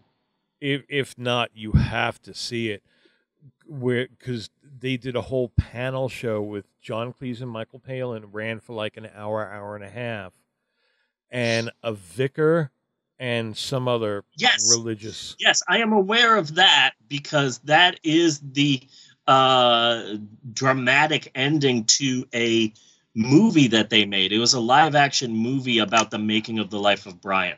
Yeah. Yeah. And they played that whole thing, the vicar and the rabbi or whatever, they didn't even see the beginning of the film. They came in like 10 minutes into the film. Mm-hmm. And they totally railroaded John Cleese and Michael Palin. And Michael Palin, being like the calm, gentle, level-headed one, ended up walking out because he was so pissed. Yeah. Yeah. Mm-hmm. Like, you got to be pretty twisted to piss off Michael Palin. Yes. You know? He's just traveling around the world with his umbrella, having a pip cheerio time. Yeah. Like, what did you do? You broke Michael Palin. I didn't even think this was possible. How did you do that? Mm-hmm. So that's the world that they want us to live in. Yes, they Yes. want us to live under their Sharia law. Yes. Yeah, they want us to. They don't want to live under Muslim rule. They want to live under Christian rule. Right. So, and the rest of us don't want to be ruled by either fucking one of you. Yeah. So nowadays, the American Family Association is an activist organization, and they rally really well against pretty much anything non-Jesus-y. They boycott TV shows, companies, brands, stores. Oh no! We Christians need to band together and fight for decency. Guys, Yeah. NYPD Blue is gonna show a butt! Yeah. Uh-huh. Wah! A fat hairy butt too. Yeah. Like We're gonna show a naked butt on TV. Wah! Jesus is crying. a butt that absolutely nobody really wanted to see to begin with. Didn't mean to lean. What the hell was the Yeah. name of that actor? Danny something or Franz? Farina? Yes. Yeah. Dennis Franz? I think? Yeah. Yeah. Just a hairy little mookie guy. Yeah. He is like Like- two like, genetic strands away from being Danny DeVito. Yeah. Okay, so now if anybody doesn't, everybody knows Danny DeVito. Picture looking at his hairy ass. Nobody wants to see it, yet they still wanted to keep it off of television, which made it news, and everybody knew about it. Not even Rhea Perlman wanted to see Danny DeVito's naked ass. They got divorced. Yeah. Together. No. No. No. You know, I honestly, for the longest time, years and years, believed the only reason they were together was because they were the same height. That's a No, good. seriously, like that, Yeah, no. that was young Natasha's thinking. Yeah. Yeah. So you're saying we shouldn't be together because I'm slightly taller than you. Yeah, you're 3 inches taller than me. We have to break up. Yeah. Divorcing. That sucks. Sorry. Yeah, so I'll break the the, news to the kids. so the American Family Association is all like, oh, American Family Association people, no more Campbell's soup. You can't use any Campbell's soup anymore. Guys, they bought an ad in The Advocate. So now, guys, no Christian is ever allowed to eat, to have soup anymore. Because gay people can't have soup. Yeah. These are the type of bands that the American Family Association does. A lot of times they are very successful because they have their arms 1 million moms and 1 million dads, a bunch of old Christians that are just waiting for an email about something to get pissed about. Yeah. And so not only do they like attack a network for showing a show like Preacher, but then, do you need me to move my stuff? No, just why you moved the box and then put this box in. To have the tablet be taller. But there was a box already on my desk. It was too big of a box. I would have been like this. I would have had my neck up. I would have hurt my neck. And then I wouldn't have been able to do my job, and then I would have been fired, and then we would have been homeless. Is that what you want, to be homeless? Logic! So... That's unsound logic. That's cool. Hey, come on, Ellie. So they get super upset about little things. Not like right now they're really pissed off about Preacher, about the show Preacher, obviously. So not only are they attacking the network for showing Preacher, not only are they attacking the people who star and make Preacher, but also they are watching the show and finding out every commercial that's on the show and then attacking each brand individually. Ah. And because they have so many angry Christians, that's like 1 million angry emails that they'll get. Yeah. From Christians pissed off about how dare you run an ad during the Adult Swim show Black Jesus. We'll never use your antiperspirant again. And a lot of times they're successful. A lot of companies are pussies, and they'll just tap out, you know? Yeah. They'll just tap out to massive amounts of pressure. But most of the time, AFA's activism is kind of wussy. Like, oh my goodness, how dare 7-Eleven sell a Playboy? Yes.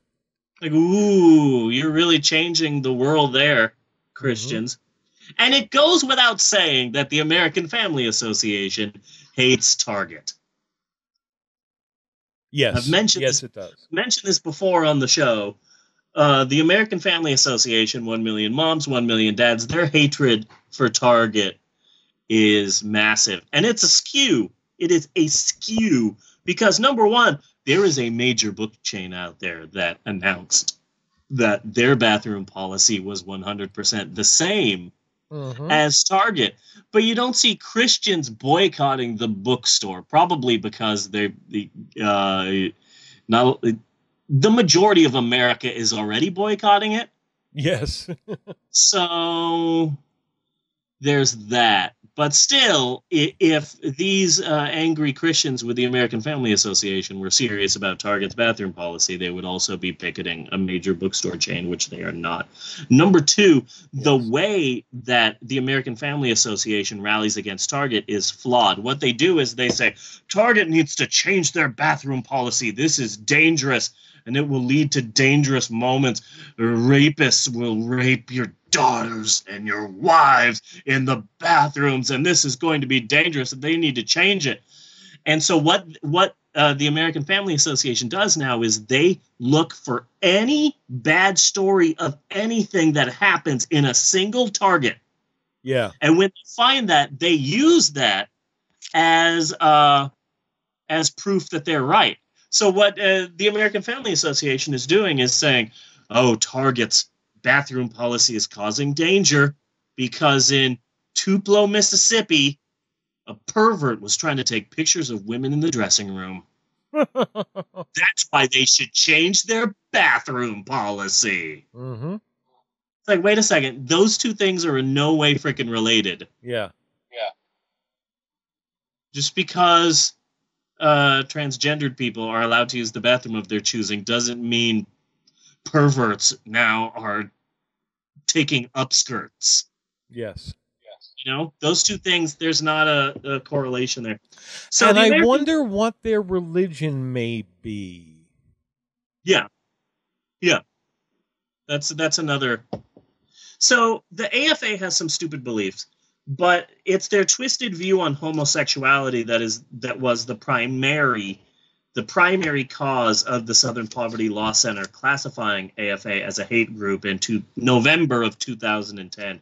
The AFA believes, among so many other things concerning gays, that the First Amendment doesn't apply to gays.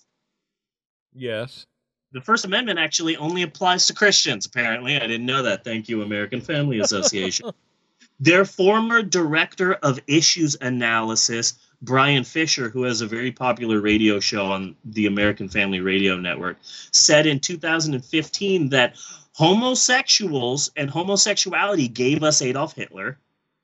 Okay. In fact, that's a whole theme with the AFA, that the Nazis were gay, Adolf Hitler was gay, and the Nazi party was started in a gay nightclub. Yeah, the AFA sucks, is what I'm trying to say. Yes. In fact, in 2012, a jury was forming for a case where a lesbian couple had their child kidnapped, and the AFA, the American Family Association, stood up and came to the defense of the kidnappers, saying that it shouldn't be illegal to kidnap the children of gay parents because then you can smuggle them into what the American Family Association called normal homes. Yeah. So just to reiterate, the American Family Association condones child kidnapping. Yes. Yeah. Yes, It's a bunch of, I don't know what happened to Christianity. You know? Christianity has just been slowly mutating into this weird, bizarre thing where Christians can just... It's all about the Trump. About that The Trump. Nazis, About that the Trump. Nazis are gay. You should be able to kidnap children. It makes no sense to me. But yeah, to reiterate, the American Family Association supported a child kidnapper. That's so ironic. Yeah. I'm pretty sure that's what Alanis Morissette was singing about. I'm pretty sure that there's like a B-side somewhere of that song. It's like rain on your wedding day. It's the American Family Association condoning child kidnapping. It rhymes if you sing child kidnapping the right way. Yeah. In a Morissettian way. A Morissettian tone. But see, like Cronenberg. Morissettian. Yeah. But they have... Oh, they may not have been the American Family Association, but they have always been here, you know? Yeah. And there have always been those fights. When I was a kid, it was Karen Quinlan. Remember Karen Quinlan, baby? Yeah. Oh. She was in some... I don't know. She was basically a vegetable. She was in some kind of accident, or she took drugs, I forget. She was in a coma for like 5 years, and the doctors were saying there is just no life in her anymore, and we're running the machinery for no reason. And the family agreed to that, so they decided to pull the plug, and it was a huge fucking deal. Who is this again that you're talking about? Karen Quinlan. Karen Quinlan. Okay, gotcha. I would be, if you're looking it up, I would be interested in the date on that. No, I'm not looking it up. I'm just dressing as a giant raccoon. And then where was it that the which one, after Karen Quinlan, there was the woman who was dying and she was pregnant, and Christians put up a big fuss about them aborting the baby. Yeah. And then there was that Shriver woman. Was it Shriver? I forget, who was really sick and wanted to be taken off of life support, and they raised a fuss about that. And that is the problem that I have with Christians. These things are not your business. Yeah, not your business. These things are not... So, don't have the plug pulled on you. Last I saw, they were in there. Yes. You should talk some more about things. I need to get nail clippers for my wife. Sorry, Toad's my fault, y'all. Okay. That's Toad's your fault. Shut up, Steve. I'm on a roll. I got viewers stopping to get nail clippers. Hi, Destiny! Yeah, it's probably good. So, if you can believe it, Bunny, we haven't even gotten to the story part yet of this story. No. We haven't even gotten to the story part yet. So this was all just background stuff to explain to you just how horrible the American Family Association is. Now, here's the actual story. In 1998, the American Family Association began a huge advertising campaign. It was a huge campaign for the AFA. They called it their Truth in Love campaign. Okay. Where ads and billboards and commercials and radio commercials and posters. They made shirts. There were ads in the paper and in magazines. It was a huge thing for the AFA. They really put their balls into it. The basic message of the Truth in Love campaign from the AFA was that homosexuality was a disease and that Christianity was the cure, and that basically any gay person can be completely cured of their gayishness, their gaiety, with therapy, the Bible, and of course, Jesus. Yes. We used to go to a church in Sacramento. Was it Sacramento or was it here? It was Sacramento. Remember the pastor? He was a pastor, and he was also like in Nam, and he met his wife in Nam, and he would also sell blankets on the side of the road. And he had this like insane Southern accent, so we would always be talking about the love of Jesus. I'm like, I don't know who this Jesus guy is, but Yes. I wonder if he's heard of Jesus. Jesus, you know Jesus. Jesus was the unmarried guy who palled around with 12 other guys. Yeah. Yeah. So, I thought that was your cousin. Jesus? Jesus. Yeah. So, that was racist, by the way. I know. But, Wubba-lub-dub. So, the face of the campaign, the face of the Truth in Love campaign, the star of the ads and whatnot, the face of it, Okay. was an ex-gay man named Michael Johnson, winner of the 1988 Whitest Name Award. Yes. Excited about that. Michael Johnson. Mm-hmm. He was once a hard-living, wild, partying, gay man. He did drugs and he had sex and he was just a hard partying gay man. Then, sadly, he contracted HIV. And then, like so many other people when faced with a life-threatening illness, Michael Johnson turned to Jesus. Mm-hmm. And Jesus magically cured him of his desire for dongs. So Michael Johnson did a bunch of newspaper ads and testimonials and commercials, the whole 9 yards, telling people of his former gay ways and his triumphant turn to Christianity. So here's the thing, okay? Uh-huh. I'm preparing myself for this. The Truth in Love campaign was controversial, sure. Some people were upset. A lot of people were upset. But it was also a hit. In fact, Bunny, maybe it was a bit too much of a hit. Okay. Because 2 years into the campaign, the American Family Association did a movie. Uh-oh. Okay. It's like a Christian documentary, a Christumentary, and it's called It's Not Gay. It's a ridiculous anti-gay documentary starring Michael Johnson and a bunch of other former gay men. But it was our former gay hero, Michael Johnson, who was front and center. Okay. He's the star, basically. He's the star of the whole story, right? So here's the real mistake in the story. The real mistake in the story happened after they made the movie.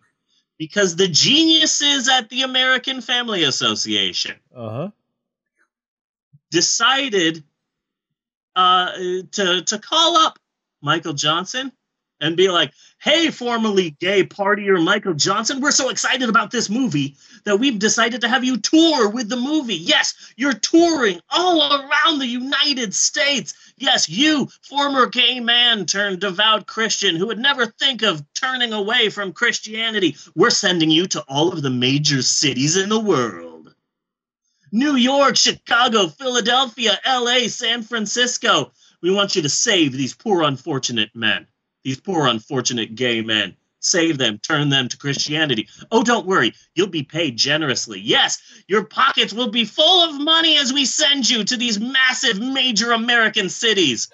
Former hard-partying gay man Michael Johnson. Yes, and to reiterate, we're sending this former hard-partying ex-gay man to New York and San Francisco with a pocket full of cash. Yes. And we want you to preach to these gay men, these ex-gay men, these men who are having problems with their sexuality. So go to them so that you can save them. Yes, we will be sending you to rooms full of desperate gay men so that you can save them. To fill them with the Spirit. Because all of these gay men, they have a hole in their heart. A Jesus-shaped hole in their heart. So what you need to do is you need to go in there and fill their holes. Fill these gay men's holes with the Spirit of Jesus. I know you have the Spirit in you, so you need to give it to them. Give it to these men. Mm-hmm. With your pockets full of cash, you need to go to these desperate, sweaty men who are confused about their sexuality and save them. To fill them with the Spirit. Fill them hard and fast with the Spirit of Jesus. Yes. You'll have to save these men. You'll have to be going to all of these desperate, sweaty men. You're going to have to lecture them, or maybe even meet one-on-one. Do you think that might be something you're interested in, Michael Johnson? Having one-on-one encounters with desperate gay men? Do you think that might be interesting to you, while also having your pockets full of cash? Yes. And a suitcase full of poppers. Yeah. Or maybe do like a group scenario. We really want you to save a lot of people, so we're going to be getting you in a bunch of groups. Some big groups of big, desperate, sweaty gay men. Mm-hmm. You'll have to save these men. Pray with these men. Not just praying, but also, maybe laying your hands on them. Yes, lay your hands on these desperate, gay, sweaty men. All of these men are wrestling with demons, because that's what homosexuality is. They're wrestling with demons, so you're going to have to help them. Yes, wrestle with these men. Wrestle with these desperate gay men. Fill the holes in their heart. Fill all of their holes. Lay your hands on them. Lay them. Fill a group. Fill their holes. Yes, this is a great, foolproof plan, and nothing could possibly go wrong. We're the American Family Association. If you go on for about 5 more minutes with that, our gay listeners will get off. Yeah. Well, Bonnie. Yes. You won't believe what happened next. I cannot imagine what could possibly come next.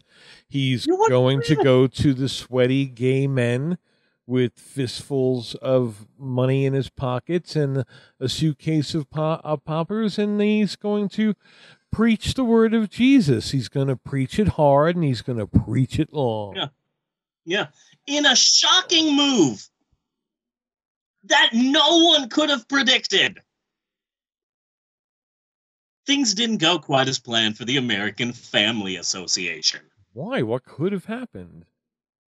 To be fair, though, I want this to be as fair and balanced as last week's movie, Jesus Camp. So, to be fair and balanced, the tour was very successful in the sense that a lot of men came to realize the dangers of homosexuality. But that was because Michael Johnson was having countless Christian gay orgies all over the nation without telling his partners of his status. Oh. Unprotected. Yeah. Because he can't use protection. He's a Christian. Mm-hmm. So it was successful in a sense, a very morbid sense. Yes. The news of Michael Johnson's orgies, the hardest part of this story has been saying Michael Johnson. Yes. It's a combination of the king of pop and one of the nation's greatest basketball players. And it's been hard for me. Michael Johnson. Yes. The news of Michael Johnson's orgies, massive drug consumption, and unprotected sex didn't break until 3 years later in 2003. This caused Michael Johnson to shut down his ministry and move into a live-in facility where years and years later, he is now listed as the faculty's director of media relations. It's so nice. It's so nice that the religious community can lie and cheat and steal and ruin people's lives irreparably and still get a third, fourth, and fifth chance. That is so nice. Yes. Meanwhile, the American Family Association was sued for continuing to sell the movie It's Not Gay. So, to be clear, the American Family Association stopped selling the movie in 2003.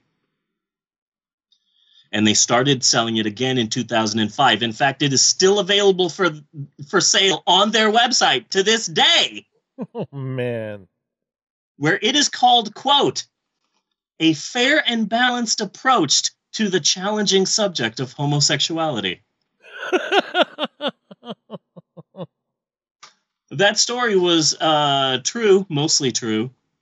and it came from the good folks at the Southern Poverty Law Center. And to be clear, I just want to say that we here on the Pope on Film podcast are in no way saying that the American Family Association is in any way responsible for giving a bunch of people HIV and AIDS. That's not what we're saying. No. Just want to reiterate, we're not saying that one of America's largest Christian lobbying organizations is not responsible for this man's falling into hard drugs and massive unprotected gay sex orgies. That's not what we're saying. The AFA is in no way responsible for giving men all around the nation AIDS. That's not what we're saying. But what I am saying is... You are saying, not me. What you are saying, yes? What I am saying, yes. They don't particularly mind it. Probably. Or you know what? They probably hate it. They probably hate it, but they're in no way liable for it. I just want to keep reiterating these things on the very slim off chance that this video may one day be in some sort of legal court settlement. Yes. That I will have the, what is it? The stenographer read back what I said. And it will be an old, 50-year-old woman saying, Steve said that the AFA is in no way liable. See, Your Honor? Mm-hmm. That's what Steve said. And they're not really, because, they can't control that guy's actions. They definitely didn't help sending this. Yes. But then you hire him to a position as well. So no, you obviously don't mind that it happened. Yeah. Yeah. Hey, David Crosby, I think that you're going to make a great part of our team. And our team, of course, is this pharmaceutical company where we sell dangerously addictive opioids. Yes. Mm-hmm. You are going to fit in great here. Yes. I foresee no problems. Mm-hmm. Yeah, that's basically it. Yeah. And that is it for this week's installment of Steve's Historical Approximations. And let me tell you something. It takes a masterful storyteller. Yes. To make people laugh at the spreading of HIV. So I guess you're welcome. Mm-hmm. It's been fun. And we will see you next time for more of Steve's Historical Approximations. And cut. That is a cut on that. That is a cut on that. I was going to write notes from the bookstore, which usually comes at this point in the podcast, but then I thought, this is such a good story. And I think it really is a good story. Yes, but I still miss notes from the bookstore. Oh, it'll be coming back next week. Yeah. We have a lot to talk about in the bookstore. We will be talking about the really bizarre story of how I became a manager. Ooh. I'm technically a manager. Really weird. Yeah. One of the managers at work, Maddie, said, "Yeah, of course nobody told me. I'm like the one manager everybody forgets about." And I said, yeah, the simple fact that you said that out loud without realizing that another manager was in the room with you shows you that you are wrong. FYI. I'm like a diet manager. Yeah. I'm like a manager zero. All the good taste of a manager, but with 0 calories. So yeah, that's fun for me. Yeah. And again, I am not in any way saying that the 6'5", innocent, devout Christian farm boy, blue-eyed, blonde-haired, white-skinned former receiving manager was in any way treated as more of a manager than I was. Yeah. A bizarre, emotionally stunted, long-haired Mexican. I'm not saying that. Yes. I am in no way saying that. Well, I miss Farm Boy Veteran. I really miss having Farm Boy Veteran working next to me. Yeah. That guy was amazing. You would listen to audiobooks at work. Who does that? I can't listen to a book and work. Yeah. I'm going to be like doing boxes and beeping boxes in, and then suddenly getting lost in the world of Westeros. What was I doing again? I think I was working. Oh, I don't know. All I know is who is going to rule the Iron Throne. Like, I can't work and pay attention to a book series. That's crazy. Now, I can understand why you would want to be in the receiving area. Okay. I can understand why you would want to do that job. Lot less contact with the customers. Oh, hell yeah. All of this, you most likely don't have to deal with a lot of the drama and bullshit that happens with the other employees on the floor. 10-4. So I also get to dress however I want, and I get to listen to whatever music I want. The other day I was listening to a Pakistani rap song. Yes. And one of the cafe people came in and said, "What are you listening to?" And I said, "I am the receiving manager, so whatever the hell I want to." Yes. But at the same time, I can also see them wanting to put the Mexican where nobody can see him. Yeah, in Oklahoma. In Oklahoma, yeah. Mm-hmm. But the weird thing is, and I've mentioned this so many times before, I've had less racism in Oklahoma than I did in Arizona and California, primarily because I kind of sort of look Native American. Uh-huh. And Native Americans get such a pass here because there's all these angry white Christians going, "Oh, is he Native American? I was going to get angry at him because he's an immigrant, but we did steal his land, so hi, thanks for the casinos. I'll just leave you to your stuff." So I get a less racism here, but it's less racism with the understanding that if I cut my hair, yeah. If I in any way show my Mexicanity, I am tarred and feathered. DuckTales. Woo. You're singing the DuckTales theme song. You just came in here to sing the DuckTales theme song. Maxwell, DuckTales was a cartoon when I was a kid. When I was your age, DuckTales was a cartoon, and I watched it all the time, and I loved it. And now DuckTales is a new cartoon, and you love it. And you love a new version of a cartoon that I loved when I was a kid, and that's called The Circle of Life. And The Circle of Life, it moves us all. In fact, I wrote a song called The Circle of Life. Would you like me to sing it to you? Of course you would. It goes like this. Let it go. Let it go. Why did you walk away not done with the song? Let it go, let it go. These are the only words that I know. Because my kids were never into Frozen. Oops, I dropped the camera. I was going to end the live feed of the Pope on Film podcast after that wonderful story about gay sex orgies. Yes. Gay Christian sex orgies. But apparently Destiny was notified of the live feed when it began, and she is so offended. She wasn't notified of the live feed when it began, and she missed a bunch of the live feed, and now I think she's upset. So I feel that I should continue with the podcast just for Destiny's sake. I gave a shout out, Destiny. I gave a shout out to Destiny earlier in the podcast. Maxwell, what time is it? Should you be going to bed? You need to go to bed, Maxwell. Tell mommy that you need to get to bed. Say, I need to get to bed. I am Maxwell. Look at my shorts. They are amazing. I need to get to bed. Go and tell mommy that right now, immediately. Okay? Go ahead and tell her that. Go. And also give me a kiss. I love you.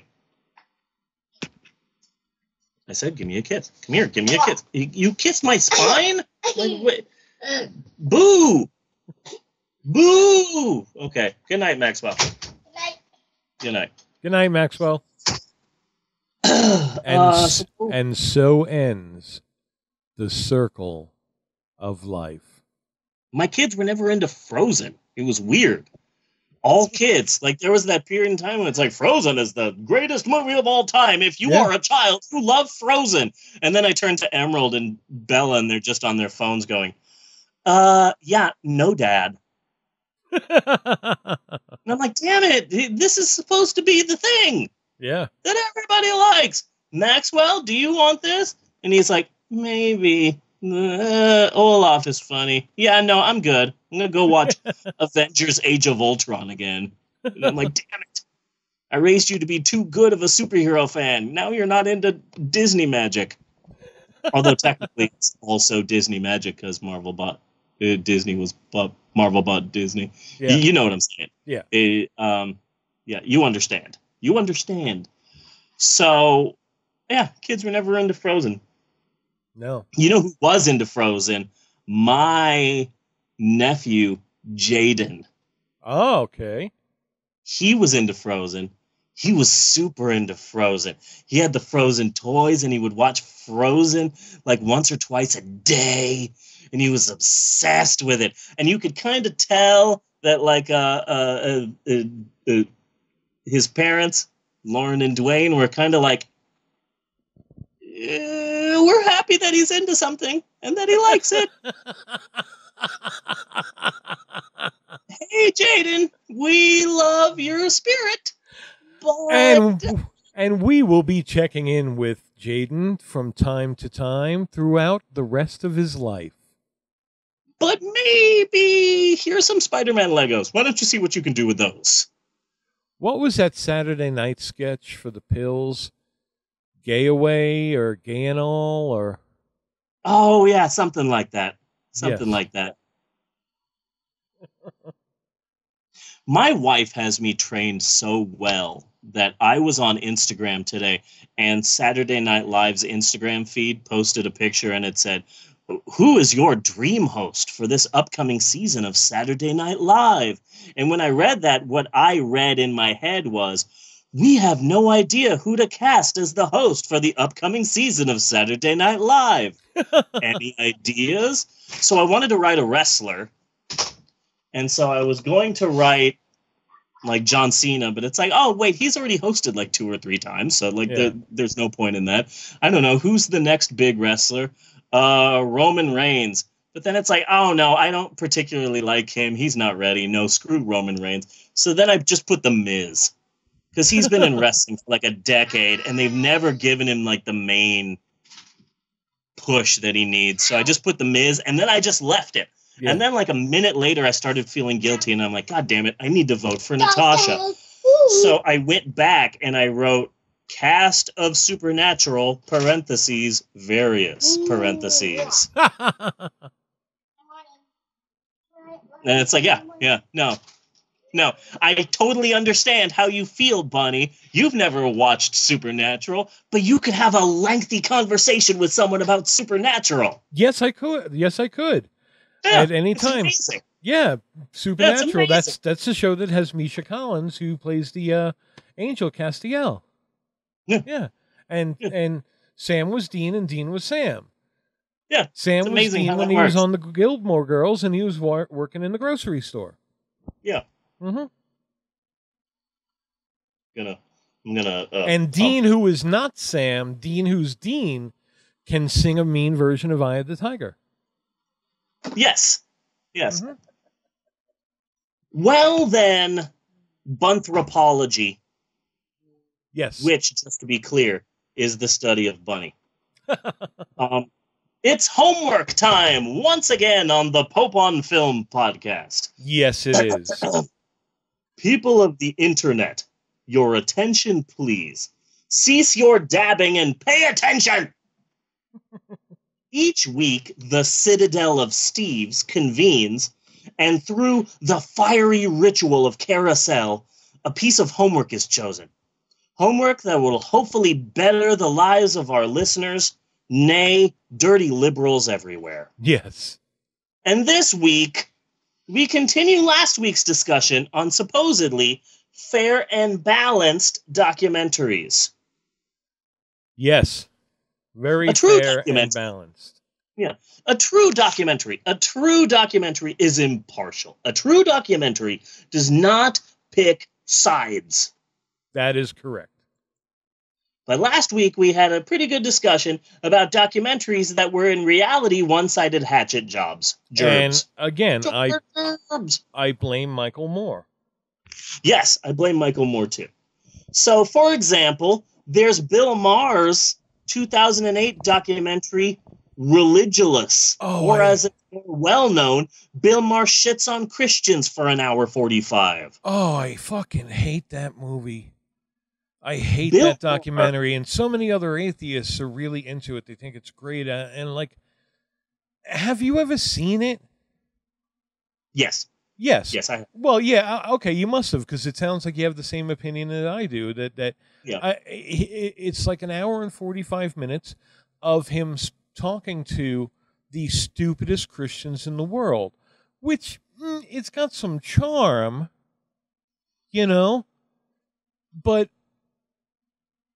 like real Christians who have a real point of view and who could speak about their religion are so much fucking funnier. Yeah, no, I've totally seen it.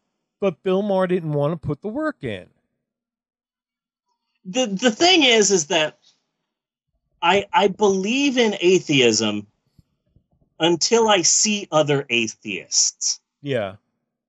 It's the same way with professional wrestling. I like professional wrestling until I see other professional wrestling fans. I love professional wrestling. Professional wrestling is amazing, and suddenly there's a 350-pound man in front of me going, "Oh yeah, did you see the last pay-per-view?" And I'm like, okay, I just tapped out. I'm done. I'm done with wrestling. You just ruined wrestling for me. Thanks for that. But Bill Maher is just a smug little shit. Yeah. And he says things that you agree with in a way where you wish you didn't. Yes. Like I agree with atheists until I see atheists make fun of Christians. Like there's a difference between just not believing and going, I'm making fun of you because you do believe. I wish I could be Christian. You've got a built-in bad guy who you can blame for all of your troubles. Yeah. If you're in a bind, you can just say, well, I'm going to pray on it. Like, I wish I was Christian. I wish I could believe in all of this. Oh, God. That'd be a godsend. I loved going to church. Yeah. God. Going to church every Sunday, like live tweeting all of the nonsense. That was so much fun. Like I said on the last show, I only start with the ones who start. You know? If you want to start telling people that something is God's will, like the hurricanes, or somebody else shouldn't do something, or somebody else is wrong for how they think, or anything like that, we have a fundamental problem now, and you may very well be getting mocked at some point. Yeah. But other than that, I've met some Christians who are completely fine, and I would be happy with 1 million of those in my society. Yeah. Some of them are, yeah. But, oh my God, you want to not agree with Bill Maher, is what I'm saying. Yes. And hey, Bill Maher, you're not allowed to say the N-word. No. Jesus Christ. Good God. That was It's upsetting. Was definitely wrong usage. Yeah. Fuck. Bill Maher's religious documentary was in no way fair and balanced. See? Tying it in with everything else. No, not at all. And that's my problem I had with it. Yeah. Then there's the outstanding crock of shit called Super Size Me. Yes. So Morgan Spurlock, first off, he successfully killed supersizing in all McDonald's restaurants. You can't supersize anything anymore. Really? Because now McDonald's is forced to act like they care about health. I am so pissed off. I could get a soda the size of my torso. Yes. Mm-hmm. So much fries. All of the fries. God damn, I miss that shit. No one has ever been able to replicate Morgan Spurlock's quote-unquote experiment and get the same results. Yes. Or, as I like to call it, Morgan Spurlock is a pussy. I'm sorry, but, I'm going to eat nothing but McDonald's for a month. Oh, no, it's day 2 and I'm near death. It's like, bitch, please. Mm-hmm. Bitch, please. I ate nothing but McDonald's and Domino's Pizza for 7 years, and I called it college. Although, if you get the chance, watch Super High Me.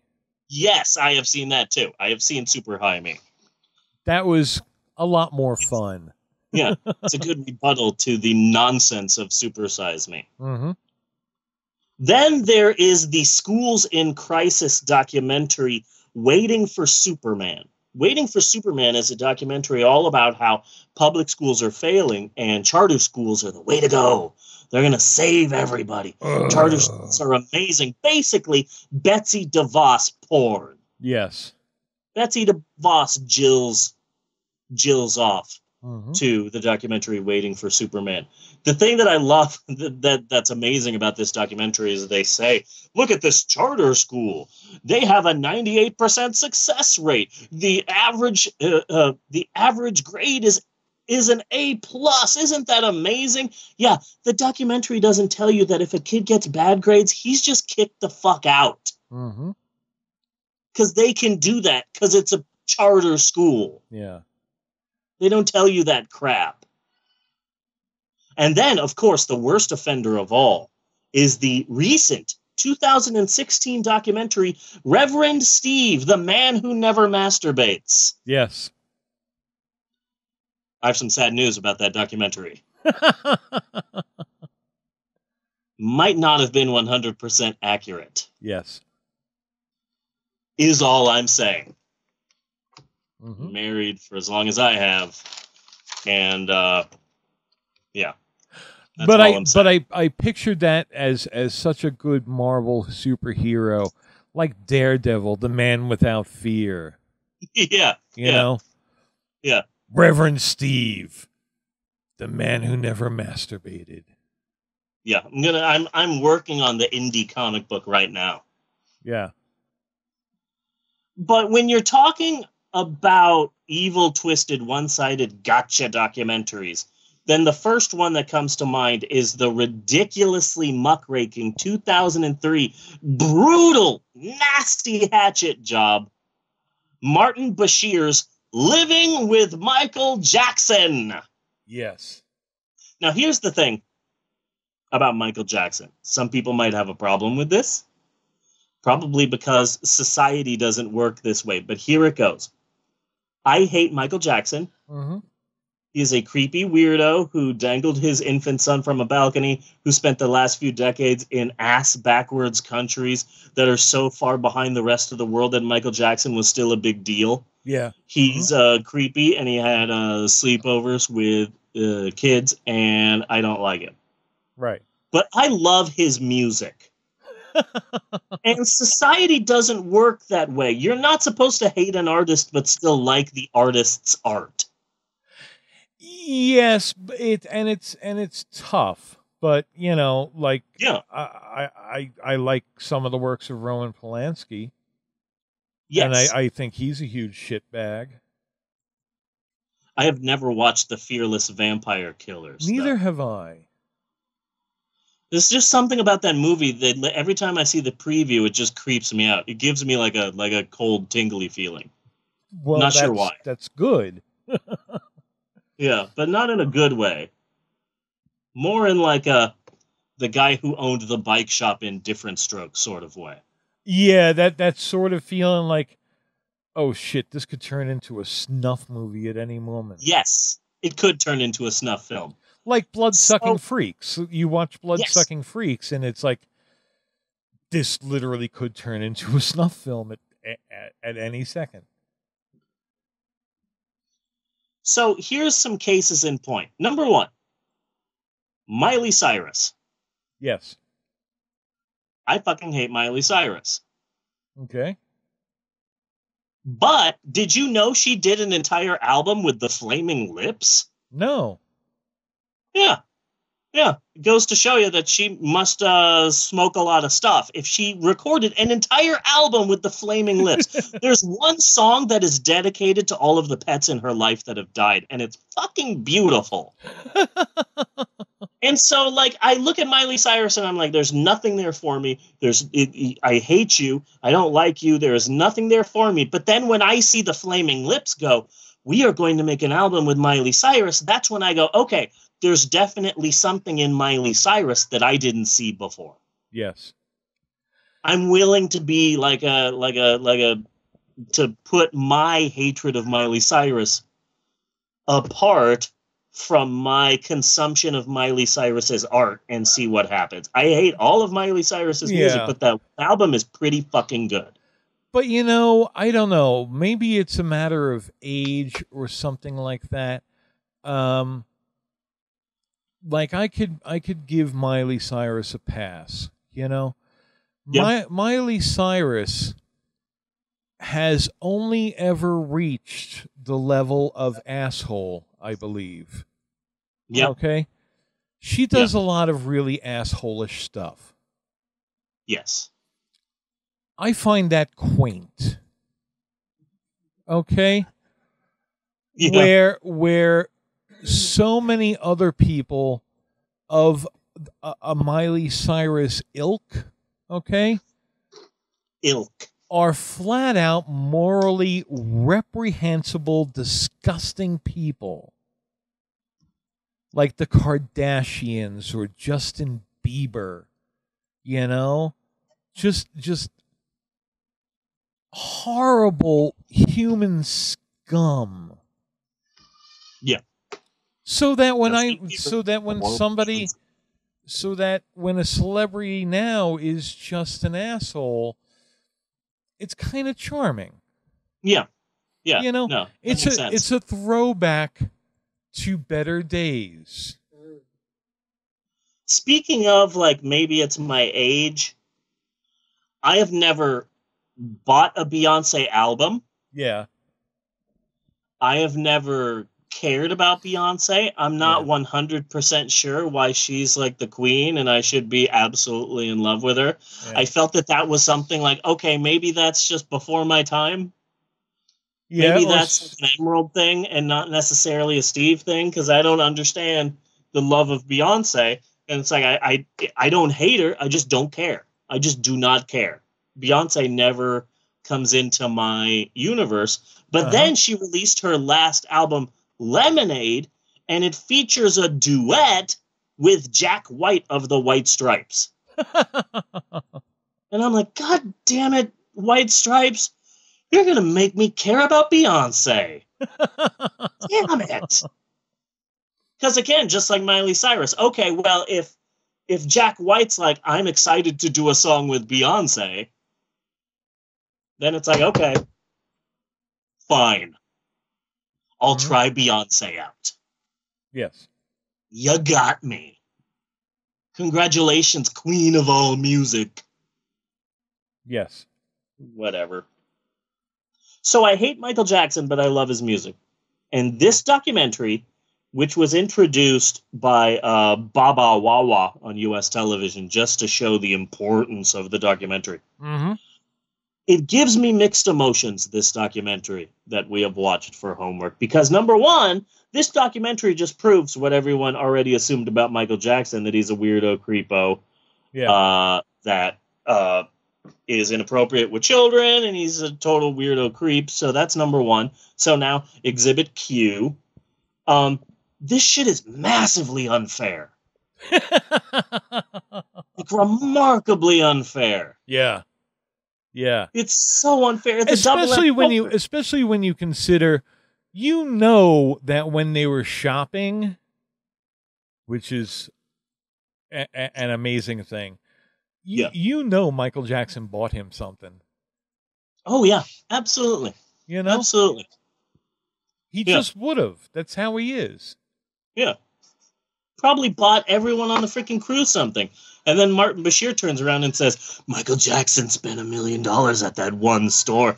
How dare he? It's his money. I found it in. I found it very interesting in a perverse, sick way.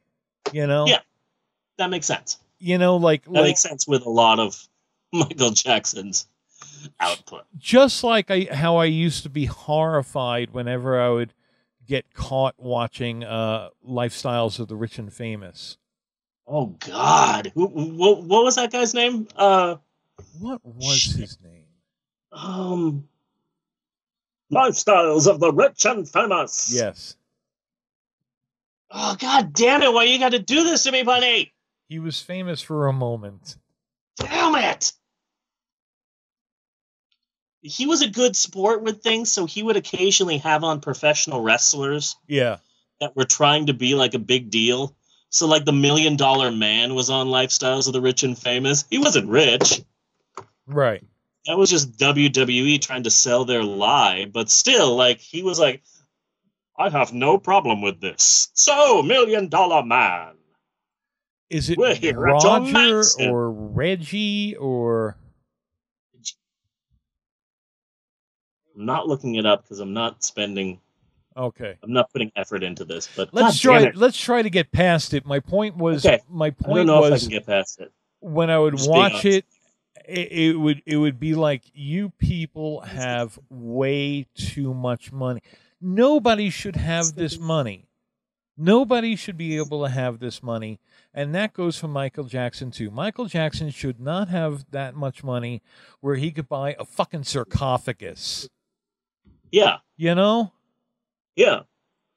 But he does have his money, so go ahead and shop. What else do you do with money? Oh, God damn it. It's on the tip of my tongue, buddy. Ah. Welcome to the Lifestyles of the Rich and Famous. I'm your host. Listen,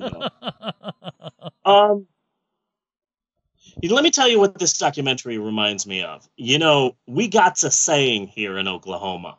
Yeah. This documentary is crazier than a one-legged cat peeing in a shit-stirring contest. People say that all the time here in Oklahoma. Yeah. That's how they greet each other. I have it embroidered on a pillow. Robin Leach! Robin Leach! Looked it up. Jeannie just got it. For the win! Before I could show you, yeah. Robin Leach! Yes. Yes! It's on the tip of my freaking tongue. And how can we forget that? Because his name was so fitting for that show. Yes. Because the whole show was him leeching off of rich people. Yeah. Or fake people in the world of the WWF. Yeah. So this gotcha documentary, Living with Michael Jackson, it's on YouTube, is the sinister brainchild of so-called journalist Martin Bashir. Yeah. This fucking guy. This guy was a BBC reporter doing odd stories and the occasional interview. Then in 1995, he got a one-on-one lengthy sit-down interview with Princess Diana. And he decided, hey, I can make a name for myself by taking Princess Diana the fuck down. Or, in the words of the one Lucha Underground character that I hate so much, Martin Bashir took Princess Diana to Slamtown. Took her to Slamtown. His interview was literally like, we're here with Princess Diana, humanitarian, legend, goddess, creator of all things good. Let's talk for 45 minutes about your failed marriage until you cry.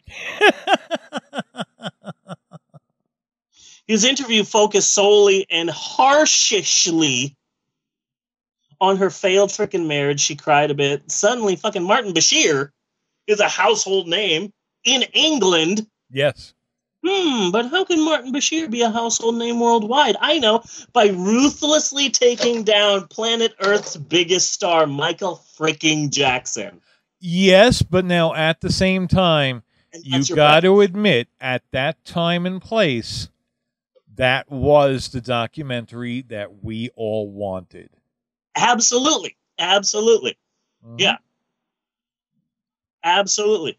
So this week we are doing Living with Michael Jackson, the documentary, because last week we discussed the 2006 documentary Jesus Camp, and I started off the discussion of the film by shockingly, at least for me, coming to the defense of fundamentalist Christians. Yes. Because the makers of the documentary Jesus Camp said, oh, this is a 100% impartial, down the road, both sides documentary. Yeah, impartial my ass. Impartial my ass. Let's pray. Okay, insert sinister music here, guys. You know? Yes. It like they filmed it impartially, but then in the editing room they turned it into the hey, fundamentalist Christians are idiots. So like the whole thing is just unfair. So with that in mind, Living with Michael Jackson came about basically because Martin Bashir said, hey, Michael Jackson, I'm a big fan. I'm a big fan, and I think you've been maligned in the press and in the media, and I want to help you. Please let me help you. If you could just sign this piece of paper that gives me unrestricted access to your entire life for almost a year, I can finally tell the story that you want to tell because you are a genius. Martin Bashir followed Michael Jackson around for 8 months, and he captured some pretty batshit events in his life. But literally, Michael Jackson eventually countered with his own documentary, which showed like that sinister interview at the end of the film. Yeah. Where Martin Bashir finally takes down Michael Jackson and makes him cry and admit all these things. Oh, I wasn't married to that woman. It was just a marriage of convenience. I was paying her so I could have children. Wah! Yeah. So Michael Jackson released like the full unedited video. And of course, the interview begins with, thank you for sitting down with me, Michael Jackson. I think you are the greatest person in the history of ever. Yeah. You are a genius and a brilliant man, and I want to suck your Michael Jackson dick right here. But first, I guess, I should just ask some questions that I guess the producers wanted me to ask. Why are you freaky with kids, you pervert? But how could he not ask those questions? Yeah. You know? Yeah. How could he not? I mean, that is what everybody wants to know about Michael Jackson. Yeah. Yeah. It's just not fair. It's just not fair. He's doing such horrible editing on this. It's just messed up. No, I'll agree. Totally. Yeah. So some of the batshit events in this documentary, basically, Michael Jackson is still a child. He's got Peter Pan syndrome. He lives in a literal theme park. Yes. He's had a ridiculous amount of plastic surgery. Michael Jackson occasionally goes shopping where he'll spend $1 million like it's fucking nothing. He dresses his kids in ridiculous costumes in public to avoid paparazzi. I'm going to start doing that. Maxwell will be wearing a giant wolf's head every time we go outside because the paparazzi, they're just vicious, and I need to protect my family. Mm-hmm. And why are you putting them in a documentary? Yeah. He's dangling his infant from the balcony of a hotel. Not good. Yeah. Then he invites disadvantaged poor kids to his ranch where they have sleepovers, real pervy like. Yeah. And the big final and then the kids are like, "Oh, Michael Jackson's not doing anything pervy because he lets me sleep in his bed all by myself and he sleeps on the floor." Yeah, like that takes away the creepiness factor. Yeah. Go ahead and sleep on my bed, 9-year-old disadvantaged child. I'll just be sleeping here on the floor, watching you. That's not creepy at all. Yeah. Then there's the big final interview where Martin Bashir doesn't stop until Michael Jackson's in fucking tears. And here's the amazing part. Here's the part that I loved about this Michael Jackson documentary. Martin Bashir literally just railroads Michael Jackson and just gives him so much of the fucking business that by the end of the documentary, Michael Jackson is in tears. And just like the Pixar film Inside Out, not too many people know this, Michael Jackson's tears are candy. We didn't realize that until Martin Bashir had the gall to prove it as fact. Yeah. Science. Anyway, Martin Bashir is a man with a motive, and that motive is destroying Michael Jackson. To be fair, Michael Jackson is a creepy freak, and this documentary really ruined like the last couple of years of Michael Jackson's life, like the last decade of Michael Jackson's life, and he became like a recluse because of this documentary. But yeah, the damage was done. Good job, Martin Bashir. But now at the same, first, okay, if you don't want your kids seen in public, okay, and I understand you want to take them to the zoo and things like that. You want to be able to do things with your kids. Fine, I'm okay with the masks, okay, but don't put them in a documentary then. Yeah. You know, you let people take the pictures that you can't help them from taking. Yeah. And you don't put them in a fucking documentary. Yeah. Good Christ! Do you imagine trying to get fed a bottle with that fucking thing over your face when you're an infant? God. Yeah. Yeah. You know, what's wrong with you? Do not be doing this right now. Feed the baby before or after. And, like, none of Michael Jackson's answers were helping anything. Yep. You know? Like, yeah, you only had 2 plastic surgeries. Nobody in the universe believes that. Nobody in the universe believes you spontaneously turned white, and nobody believes that these children just happened to turn out white, even though the mother was also black. Yeah. It does not work like that, Michael. It just doesn't work like that. Yeah, it's ridiculous. Mm-hmm. But yeah, he totally paid for those kids. Yeah.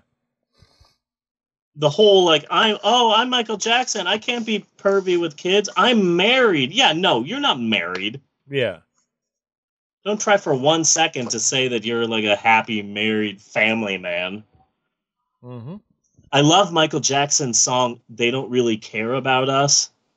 Because it really, like, I was taken aback for a long time. Like, all I want to say is that they don't really care about us. Who is us?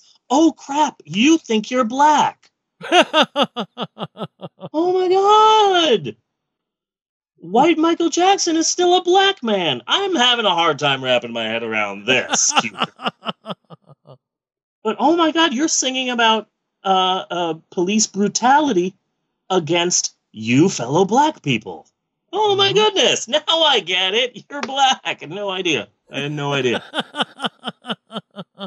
But yeah, no, I guess technically you're black, or you were black. Good for you, Michael Jackson. Yeah. I love that song. I have the racist version on my phone before they changed it. Yeah. Because in the original version of that song, he said some nasty things about Jews. Yeah.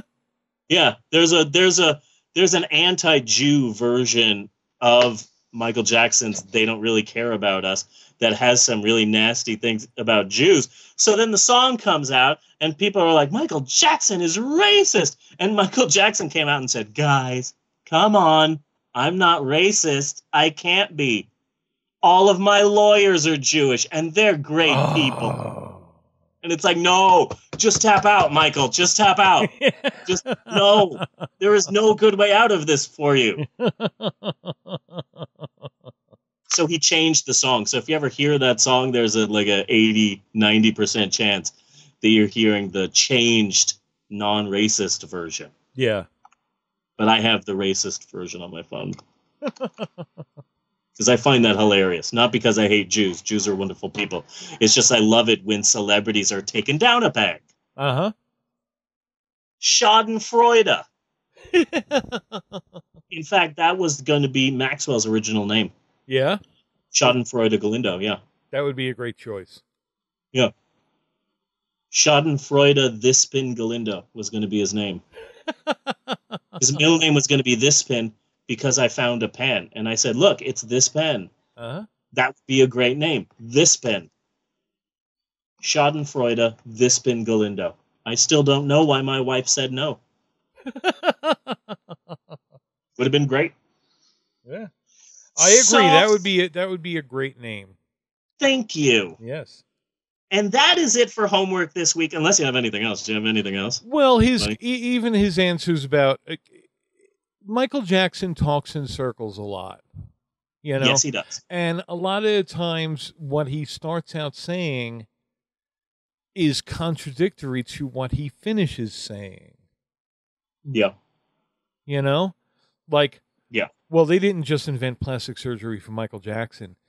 Yeah, so why are you lying about it? It's not. Yeah. This is not a thing to be lying about it. Joan Rivers never felt the need to lie about it. Neither did Phyllis Diller. Yeah. Ridiculous. You know, so why are you lying about it? And he would do the same thing with the kids, where he would be like, "Oh, I would sleep on the floor, but then they would come into the bed." You still get to the bed eventually, and you're sleeping with strangers' kids. You're okay with your kids sleeping with Barry Gibb? Barry Gibb. Barry Gibb. I wouldn't be okay with that either.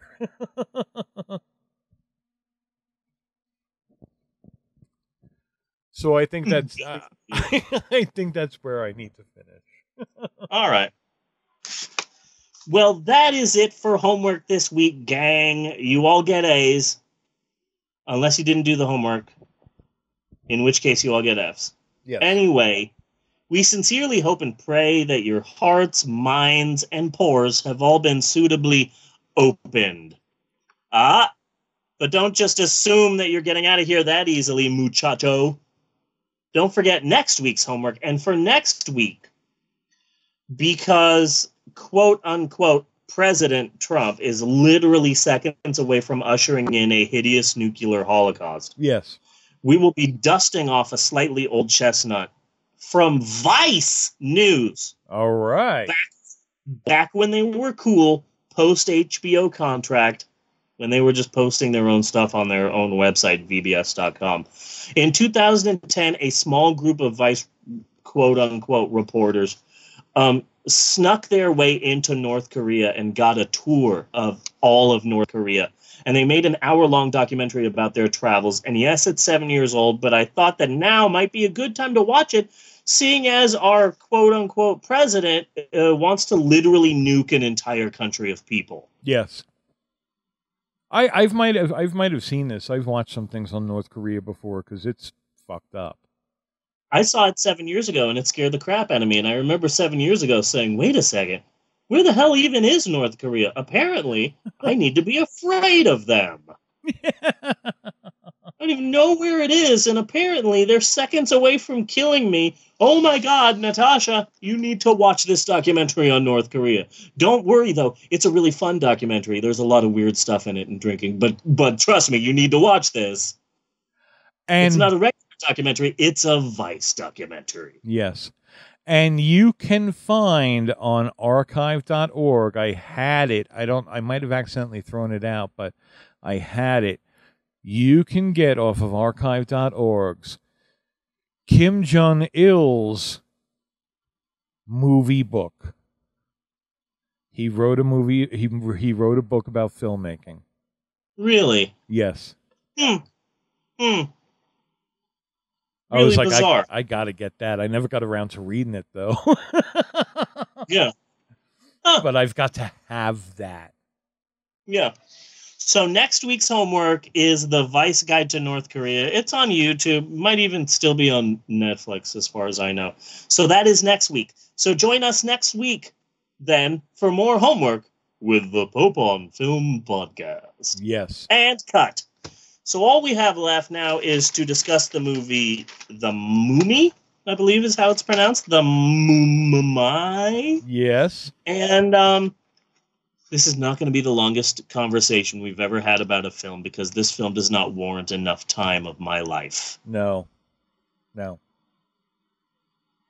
I was going to write this big, huge thing about this movie, but then I saw the movie and I'm like, oh, no. I'm not going to write a detailed plot synopsis about this piece of crap. So this won't be the longest episode we've ever done, and it definitely won't be the longest discussion of a film. And it's funny, too, because we've watched The Room. Yes. We've watched The Oogie Loves and The Big Balloon Adventure. We've watched some shit movies. Yes. And I'm like, oh man, Troll 2, I have 8 pages of notes. But then it's like a Tom Cruise Universal reboot of The Mummy. I got nothing. Well, you know why, though? It's really hard to come out with strong opinions on a movie that is just so meh. Yeah. You know? Yeah. There's no soul to this. Like, there's not enough to get a good active hate going, you know? But it's just meh. Yeah. It's a soulless, heartless film. I might as well have watched a Transformers movie. Exactly. Yes. I mean, yeah, okay, this was made by a studio in a boardroom of people to make money. Okay. Mm-hmm. And it has Russell Crowe in it. Gotcha. 10-4. There's the funny guy from Jurassic World. I like to think that both movies are the same character. Yes. That he's like, man, I almost died in that dinosaur park. You know what? Well, I'm going to join the army, get my life straight. And now he's like Tom Cruise's half-dead bitch boy. That's probably explains why Tom Cruise was acting like Chris Pratt. Yes, there are some similarities that I noticed between Jurassic World, also a Universal Pictures freaking movie, and fucking The Mummy. Because it's like, oh, hey, serious girl with a serious job. I'm the rugged rebel, and we did it before the movie began. Now we're going to have to try and work together. You hate me, and I hate you, but maybe if we're stranded in this world of danger, maybe we might learn to love each other. Yes. Danger! Basically, I just described The Mummy in Jurassic World. Mm-hmm. That's amazing, right? Yes, it is. Booking? I was going to finish Facebooking after I told the story about the gay Christian AIDS sex orgy, but then Destiny was like, I just got here. You need to keep going. Sounds like some fun. Yeah. Minus the AIDS. So I kept going through the homework segment just because Destiny had launched. No, I don't need to be. Destiny, you have to spread the love. You have to tell other people about the Pope on Films. We need a rabid fan. We desperately need people out there telling people that Christ is dead and the Pope on Film is the new thing. Yes. Uh-huh. So just to be clear, Bunny told Destiny to spread it. Yes. Okay. Being clear there. Mm-hmm. That wasn't me. It was Bunny. That's right. I'll tell people to spread it at the drop of a hat. Spread it like that Christian author did the AIDS. Yeah. Bunny's yes. Damn. There was some spreading going on there. Damn. What? Mr. Freeze needs to come in here and take care of that burn. You should move that in the screenshot. You're a fucktard. Now I've made it worse. What now? I think that if you do some more investigation to that story, I bet we'll find out that Goatsy was there. Like our ceiling Destiny? It says that what? That Goatsy was there. Yeah. I've got like 2 more. Hi, baby. I miss you. Yeah. So, we still have to talk about the movie, but that won't take long because this movie is shit. Yes. But before we get into any of that, maybe we should take a break. Should we take a break? We should definitely. I don't know. No. We shouldn't rush into this. We really should take our time. Should we take a break? Hold on. Let me put on my my thinking cap. Okay. Think. Gonna root around in some garbage. You know what? What? That's like the 40th time that I've dropped the live feed. Just to be clear, I've dropped the live feed so many times, it's ridiculous. Because I got it plugged in. And you're gonna ruin your cord because it's sitting on your cord. Yeah, but this is the cord I got from work. This is a Nook cord. It's not the actual good cord. Does it still work? No. Then you're lying to me. Okay, yeah, it does work. Why don't you prop it up in the fucking cup? Oh, I didn't. Because I didn't think about that. You know why? Because you're not a woman. Damn. You know I'm waiting for the surgery. So, you know what? Bunny is right. We should, honey, we should take a break. Whatever. Don't whatever me. No, we will be right back with. It's my desk now. I claim it in the name of Spain. We will be right back with more of the Pope on Film. Ooh, I'm gonna try and not have your stool break one of my toes this week. Yes, that would be a really good idea. Not to be screaming in pain. I'm already thinking about it. I'm already preparing my dismount. Okay. Okay, I'm ready. We will be right back with more of the Pope on Film after these commercial massages. Wow, this cup idea of yours, honey, was a great idea. I should have done that way sooner.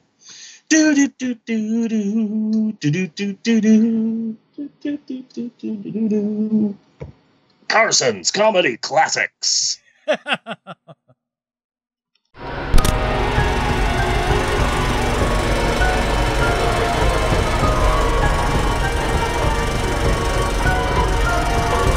It makes me feel pretty.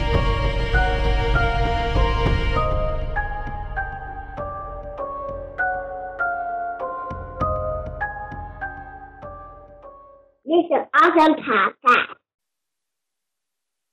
What's up, little riders? Jump in the public pool tomorrow. Tell your friends.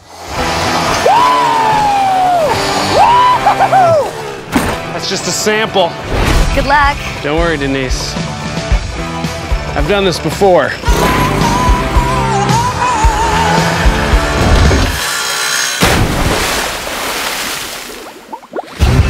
So, what are you supposed to be? A stuntman. Wow. My safe word will be whiskey. So you mean whiskey? What? I just don't get why you're saying it that way. Why I'm saying what way? Forget it. I will forget it. Whoa, whiskey! Whiskey! Oh! Hey, everybody. We have a new crew member today, Denise. So I thought it'd be fun if we all went around and said a little something about ourselves. I like to party. I like to party. No, Dave, I just said that I party. I like to party. No. I like to party. Okay, nobody parties but me. Yeah, just Rod. Yes. And me. Sweet. Oh my God, shut up. Hey, Rod, maybe you shouldn't fight Dad this week. Relax, Kev. I'm gonna win this time. I did like 40 crunches yesterday. Get ready to meet your maker. Oh, God! We hadn't even started yet! I just had a great idea. One big jump, gentlemen. The biggest jump this town's ever seen. Let's party. If I'm gonna jump 15 buses, my body's gonna have to be in top physical form. Did we reinforce the takeoff ramp? No, we didn't have time. Cool. Oh! I've already drafted a rough schedule of exercises that will help us take things to the next level. Oh! Now! No, not right now! You're a terrible stuntman. What? You're a terrible stuntman. I'm just kidding. I can hear you. It was just really mean. From Paramount Pictures. Ladies and gentlemen, it's a jump for the ages. The moment we've all been waiting for. He's going in circles! Andy Samberg. Who wants to see me do big stuff? Hot Rod. All great men have mustaches. Yeah, but real men actually grow them, huh? You know I have a hormone hormone disorder! Ooh.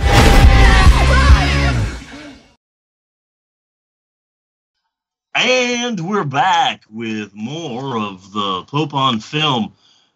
Before we get to talking about this week's movie, Natasha here is right next to me, and amazing. This woman, her voice is beautiful. She sang a beautiful song about supernatural during the break. Honey, do you think that you could sing that song for us? She's holding up her middle finger, which to Natasha is her way of telling me that I'm number one. Yes. And that all others are number two or lower. She shows me that number one finger all of the time. So, but it also means she's sidestepping the question. Yeah. She's probably embarrassed because we're recording the podcast now, and that was good, but this was more of a song about how you love the Supernatural guys and Cass and how you want to do them, and it was beautiful, and it was kind of like an aria, and like you were in tears. Yeah, it was like an operatic sort of song, and you were in tears a little bit. Was I? Yeah, it was amazing. Yeah. Cass. You know, if you're nervous, you don't have to do it right now on the show, honey. It's okay. Cass, he plays the angel on Supernatural. He's played by Misha Collins. Yeah. He's blown away that he can have a lengthy conversation about Supernatural while also having no interest in Supernatural. But that's how Supernatural fandom works. Even people who don't know Supernatural, I'm dragging you all down with me. It's like that game Othello. Like, you put one black piece around all the white pieces, and eventually all the white pieces turn black. That's Supernatural fandom. One person is a fan, and now it's slowly seep into all the other pieces around you. Yeah. The microphone was down here. There's a tiny one. Yeah, if you want to. Here you go.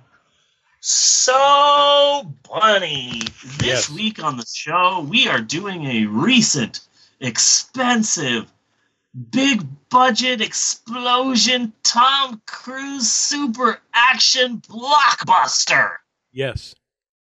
But here's the thing. I was all set to talk about Universal Studios. The long history of Universal Studios. It has such a long and rich and interesting history, and the history of Universal Studios really is the history of movies. Movies itself. And we were going to have a focus in that on the heyday of classic Universal monster movies. Dracula, Frankenstein, The Invisible Man, Zombies of Moratau, Lawrence of Arabia. I was going to talk about the history of mummy movies in general, from Karloff to Abbott and Costello to Christopher Lee to freaking Brendan Fraser. Yes. With an aside that was going to be really fun, which was to be titled, What the Fuck Happened to Brendan Fraser? Yes. He was literally in everything. Yes, he was. And he was even in an Academy Award-winning movie. Yes, of course. That's Blast from the Past, where he's the guy who was in the bomb shelter. Uh-huh. Yeah. He won Best Bomb Shelter. But what the hell happened to Brendan Fraser? He was in everything! He was in every movie! You always saw his face, and people loved him! What the hell happened to him? I don't know when the last time was I saw him. I have a good idea who might know where he is, though. And that would be Lou Diamond Phillips. Oh, Lou Diamond Phillips. You know, that's an even better guess than the guess that I made. That's probably right. Honey, slowly pivot over to you. Brendan Fraser was in 2 movies. One called Dudley Do Right. And then he followed that up with another film called George of the Jungle. Yeah. Now, personally, I like to think that this is part of a trilogy, but he hasn't done the 3rd film yet. But we demand a 3rd Rocky and Bullwinkle themed film from Brendan Fraser. God damn it. He's old enough to do Aesop's and Sons, the movie now. Where's Brendan Fraser's fractured fairy tale? Something, anything. Mhm. Brendan Fraser is Tennessee Tuxedo. I need something from this man. You can't make 2 Rocky and Bullwinkle centered live action movies and just leave us hanging for the finishing of the trilogy. Mm-hmm. But George of the Jungle, honey. What do you have to say about George of the Jungle? Seriously, you're putting me on the spot like Yes, this? I am. If I knew you were going to do that, I would have looked up the thing. It's okay. It's okay. It's not okay. It's okay. How dare Natasha you? was telling me about this Tumblr post about people who really seem to be impressed with the movie George of the Jungle. It's my understanding that George of the Jungle gets things right in that the sort of inherent sexism in most Hollywood movies is reversed. Yeah. So that, oh, here is the attractive man near shirtless, all sweaty with muscles. And here is the woman who is... for fuck's sake! I've never even seen this film. Do you see that? Yeah, no. Look at that. Yeah, no. They've oiled him up. Yeah. No, I'm serious, Bunny. Like, I've never seen this movie ever in my entire life. Showing me I've seen George of the Jungle. I kind of liked it. But, like, he's standing there and oiled up and just... What the fuck? Yeah, the sexism is reversed. Basically, it's on about the female gaze and how the woman is more appreciative of George than, like, kind of like men are with women normally in movies, and her boyfriend or whoever the fuck is, I don't know, I've never seen the movie, in the film is kind of an asshole. Mm-hmm. And yet the guy who was raised in a fucking jungle has better manners and keeps his paws off of her and is more respectful of her and shit than the people who are supposedly civilized. Yes. Yeah. That's fascinating to me. I love that. Yeah. I like a lot of Brendan Fraser movies just because they're so stupid. Yeah. And they're so the computer wore tennis shoes. You know? Yeah. They're like very much a throwback to those weird live action Disney movies. Yeah. Love Brendan Fraser. And the first Mummy movie was really, really, really, really good. And then the second Mummy movie was okay, but everyone who watched that second Mummy movie went, hey, what's the name of this guy? No, his real name. Oh, Dwayne Johnson? Yeah. Huh. Well, first off, no one will ever know him by that name. Okay, let's all be clear. All of us in the audience for The Mummy 2. The Scorpion King. Yes. No one's ever going to remember the name of Dwayne Johnson. No, let's talk about The Rock. The Rock kind of has something going here. Sure, right now he can't act his way out of a paper bag. And he's more CGI than actor. But still, there's something in this the Rock that might be interesting. Yeah. So now if he played Conan, I would be down for that. You know, I mean, they remade Brendan Conan with The Rock. He did play Conan. He did a Conan. No, he did a Hercules. Oh, he did a Hercules. There you go. Yeah, gotcha. I'm getting my sword and sandals epics confused. Mm-hmm. So we were even going to discuss batshit hyperactive action gnome Thomas J. Cruz. Yes. I don't know if that's his middle name, but. And if I was feeling particularly saucy, I was even going to once again take on Scientology. Then I saw this week's movie. Yes. And it was so meh. Uh-huh. So lifeless, so soulless, so written in a boardroom by a committee of guys named Brad wearing expensive suits that I tapped out. Yes. I tapped out. I'm done with this. I just tapped out of Tom Cruise. I just tapped out. How much you want to bet that what's her name did that too while they were married? I bet Katie Holmes tapped out a couple of times. Yes. To Tom Cruise and his hyperactive couch hopping. I had high hopes, My Little Bunny Mummy. I had high hopes, but then I saw this movie, and now, fuck it. Let's lightly discuss this movie and get it the fuck over with. I'm not going to bend over backwards for Tom Cruise's The Mummy. This film doesn't warrant my time, our time. Right. So basically, Universal is doing Agents of S.H.I.E.L.D. Yes. We're not doing anything original here. This movie, there's nothing in there to really grab me, you know? First off, the Mummy as a character itself and Dr. Jekyll and Mr. Hyde are not particular favorites of mine, but that's, you know, that's okay. There are better movies to start out your shared cinematic universe with. I don't know why in the world you would start out with The Mummy, because you've got such a massive... You've got much better Universal monsters to play with here. You know, like Dracula, Frankenstein, the Invisible Man, the Creature from the Black Lagoon, the Phantom of the Opera, the Wolfman, also technically the Metalunans. Yes. But I've never been a big fan of the freaking Mummy. It's always just an old person, but then the old person kills some people, gets younger, and there's magic, and then there's nothing exciting about the Mummy. Yes. And even with that, they took a lot from the Brendan Fraser movie. In fact, I read in some website, it may have been Entertainment Weekly, I'm not sure, but there's one scene where I believe the stock female knocks a guy out with just some random book she grabs from the shelf. Yeah. She randomly grabs some book on the shelf and knocks out a security guard with it, and for 1 second you see the book as it falls down, and I'm pretty goddamn sure that is the Book of the Dead from Brendan Fraser's The Mummy. Probably.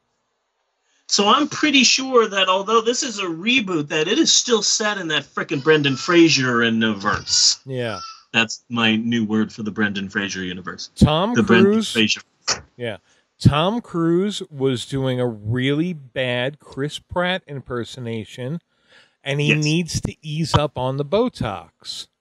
Well, first of all, two things. Number one, I never finished the intro.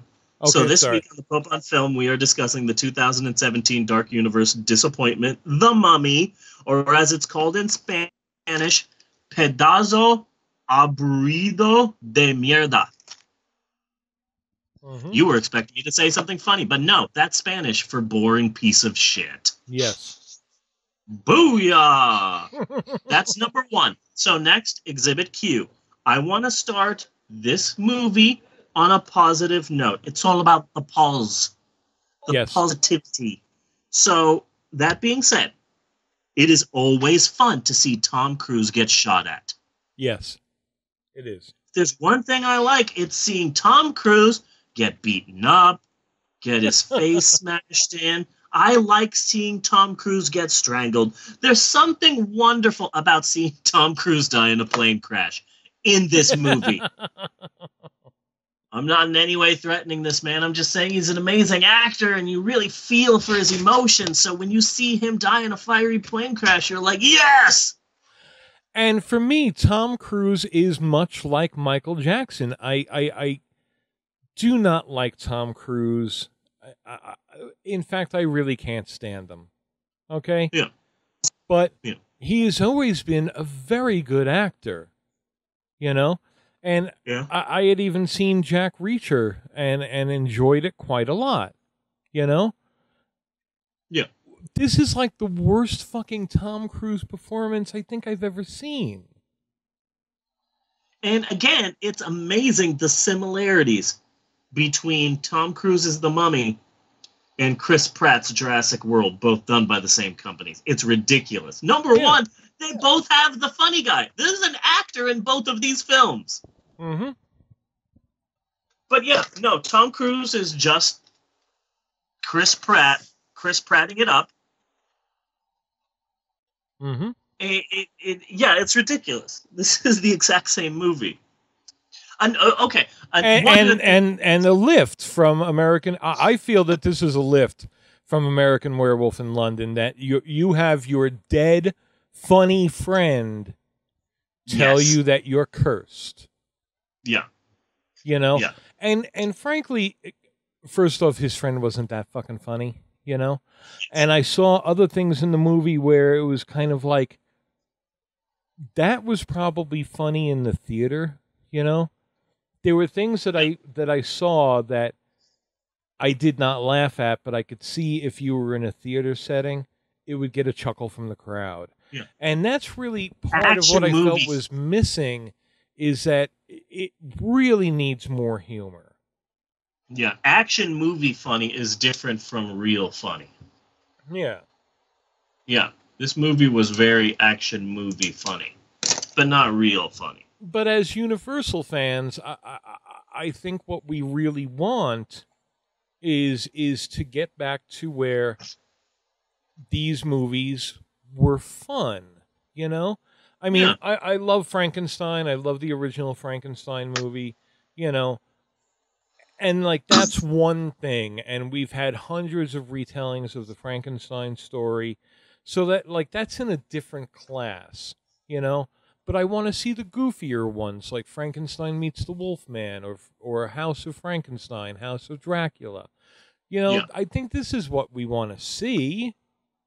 Now, see, I would like for them to go a different way, because when I see classic Universal films, what the words that come to mind is dark, spooky, atmospheric, you know, gothic, dark again. Mm-hmm. These are the words that come to mind, but there's none of that in this movie. They just literally said, let's get this dark, moody, atmospheric Universal film and turn it into just another Tom Cruise action film. I feel that there's very little difference between like a Jack Reacher or a Mission Impossible 12 or The Mummy. Yeah. That there's very little difference there. They got a Universal film and they Tom Cruised it up. Yes. This film is why I am glad that Will Smith said no to Django Unchained. Yes. Very much so. Oh my God, that would have been horrible. Yeah, I feel like how much of this is Universal missing the mark and how much of this is Tom Cruise saying, well, we need this to be more of a me film. Mm-hmm. You know? Yeah. Yeah. But yeah, there's nothing of interest in this movie. There's nothing to love in this film. And I was watching the powers of this mummy, okay? And I was like, well, you know, how's Frankenstein going to fight that? You know? How's the Wolfman going to fight that? Dracula might have a chance because he's got, like, magical powers and shit. You know, you could probably do something there.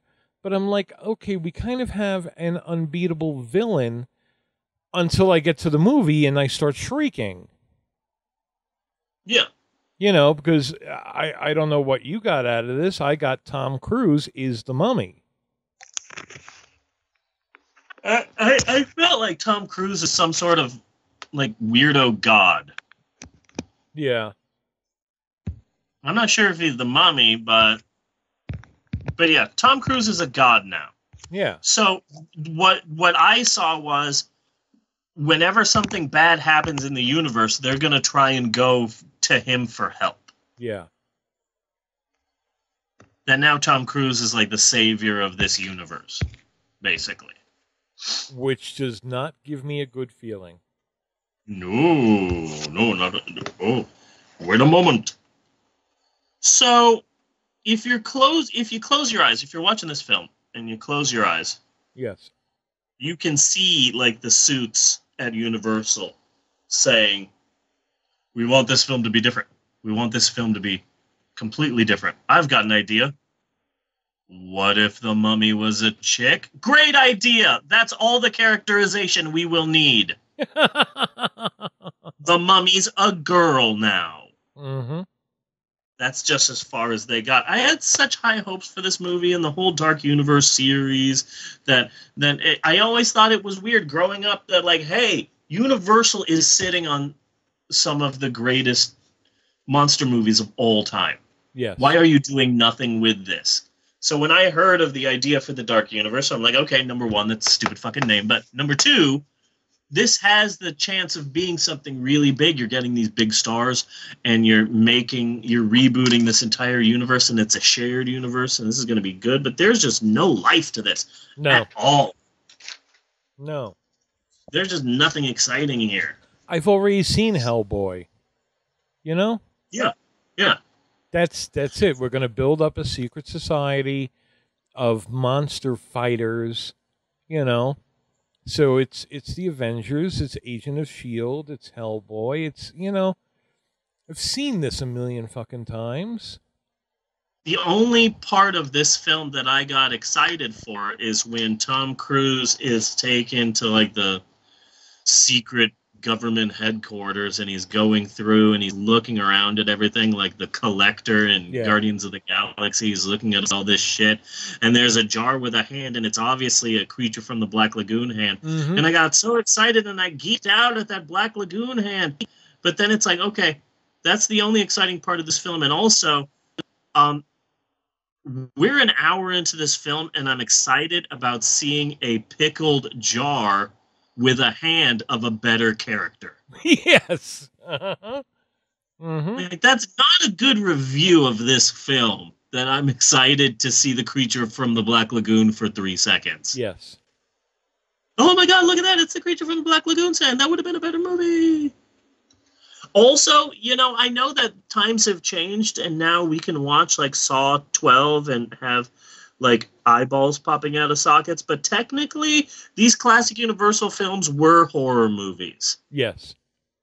But this is not a horror movie. They got the Mummy and turned it into a generic big budget action movie. This is Mission Impossible 12. This is Jurassic World 3. This isn't a Universal horror film. No.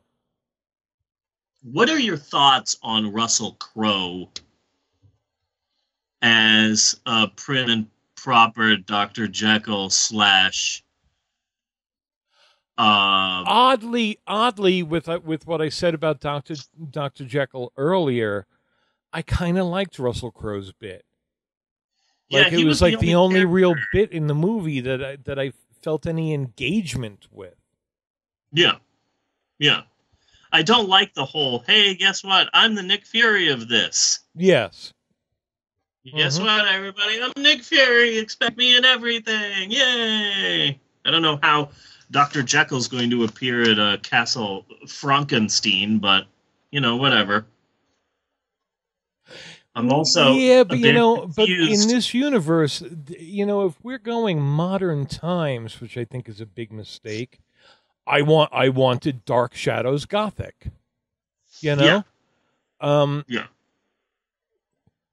Then Frankenstein would have to, please my God, would have to stumble into the world somehow.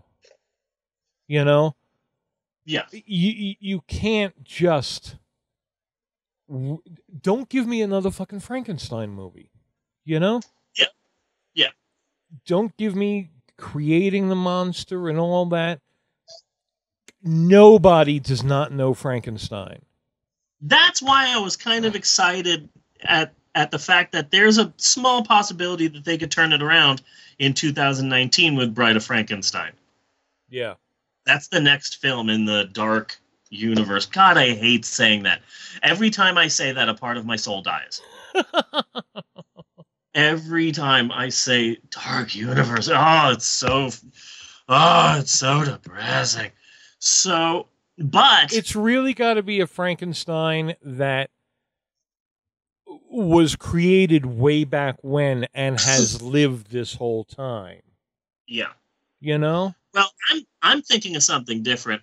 See, I love the original Bride of Frankenstein, as longtime fans of the Pope on Film podcast know. Yes. So, there are some things I need from this upcoming movie. Okay, what do you need? 2 things. Number 1, there better be a flaming gay scientist up in this bitch. Yes. There better be gay, super gay, massively gay, in-your-face gay, flaming gay, Rip Taylor gay. I would be down with that, and I would also be down with upping upping the homoerotica. Yes. The homoerotic nature of the movie. Yeah, because you can do that now. The American Family Association will get pissed, but they get pissed every other week. Yeah. So number one. That's number one. So now Exhibit Q. There had better be a fucking Leva. A Leva, yes. A Leva. A Leva. Look out! A Leva! If there is not a flaming gay scientist in a Leva, I am rioting in that theater. I am throwing chairs. Now, this might be difficult because those chairs are really like bolted down, so I might have to actually go to the theater beforehand with like a screwdriver and pre-loosen the seats. Yeah. Or just bring my own chairs. Either way, there's going to be a riot all up in there. Mm-hmm. Because I need a flaming gay scientist and a Leva inside my Bride of Frankenstein reboot. Period. Mm-hmm. Serious about this. I'm so serious about this. But there's some bad news for the upcoming Bride of Frankenstein film, because originally it was going to come out like in 2019, around summertime and all that sort of thing. But now it's actually been moved forward, which usually is a good thing, but it's being moved forward to February of 2019. Yeah. February, the dreaded February, where Hollywood puts their movies they aren't sure about. That's right. Because here's the thing. The Mummy opened in America to a paltry $32 million at the box office. This film cost over $125 million to make. So to have its big opening weekend be only $32 million is sad, number one. Number two, every Brendan Fraser Mummy movie made more than that on the opening weekend. You would think like Russell Crowe, Tom Cruise is going to be huge. What did the other one have? Brendan Fraser and that one British guy from Four Weddings and a Funeral? Yeah. Like, yeah, those other ones had like nothing. Like, so like that doesn't sound good. So was the film a bomb? Technically, no. The Mummy Pacific Rimmed it. Yeah. Because America, The Mummy was a huge bomb. But in the international markets, people shat themselves for this fucking movie. That makes me sad for the rest of the world. What did they see? In international markets, the film opened in America and then simultaneously in like 64 different nations. And in those 64 nations, The Mummy made, in its opening weekend, $141 million. Man. That makes this film Tom Cruise's best ever opening weekend worldwide. Oh my God. That basically makes The Mummy Pacific Rim. Pacific Rim bombed in America. It did so-so. It was a wonderful movie, but just people weren't excited to go to the theater to watch a Guillermo del Toro giant robots fighting monsters that appear from the ocean movie. Yeah. In America. People weren't ready for that. But in China, it was, at the time, the biggest movie ever. Like, everyone in China saw Pacific Rim 10 times, and it made such a ridiculous amount of money that suddenly this American company was forced to go, so we have to make a sequel to this movie people don't like? This is awkward. Like, people didn't like Pacific Rim, but because China liked it, we have to make another one? Are you serious about that? So America is making a huge, massive sequel to Pacific Rim because of China. That's fascinating to me. Good. Thank you, China, for that one at least.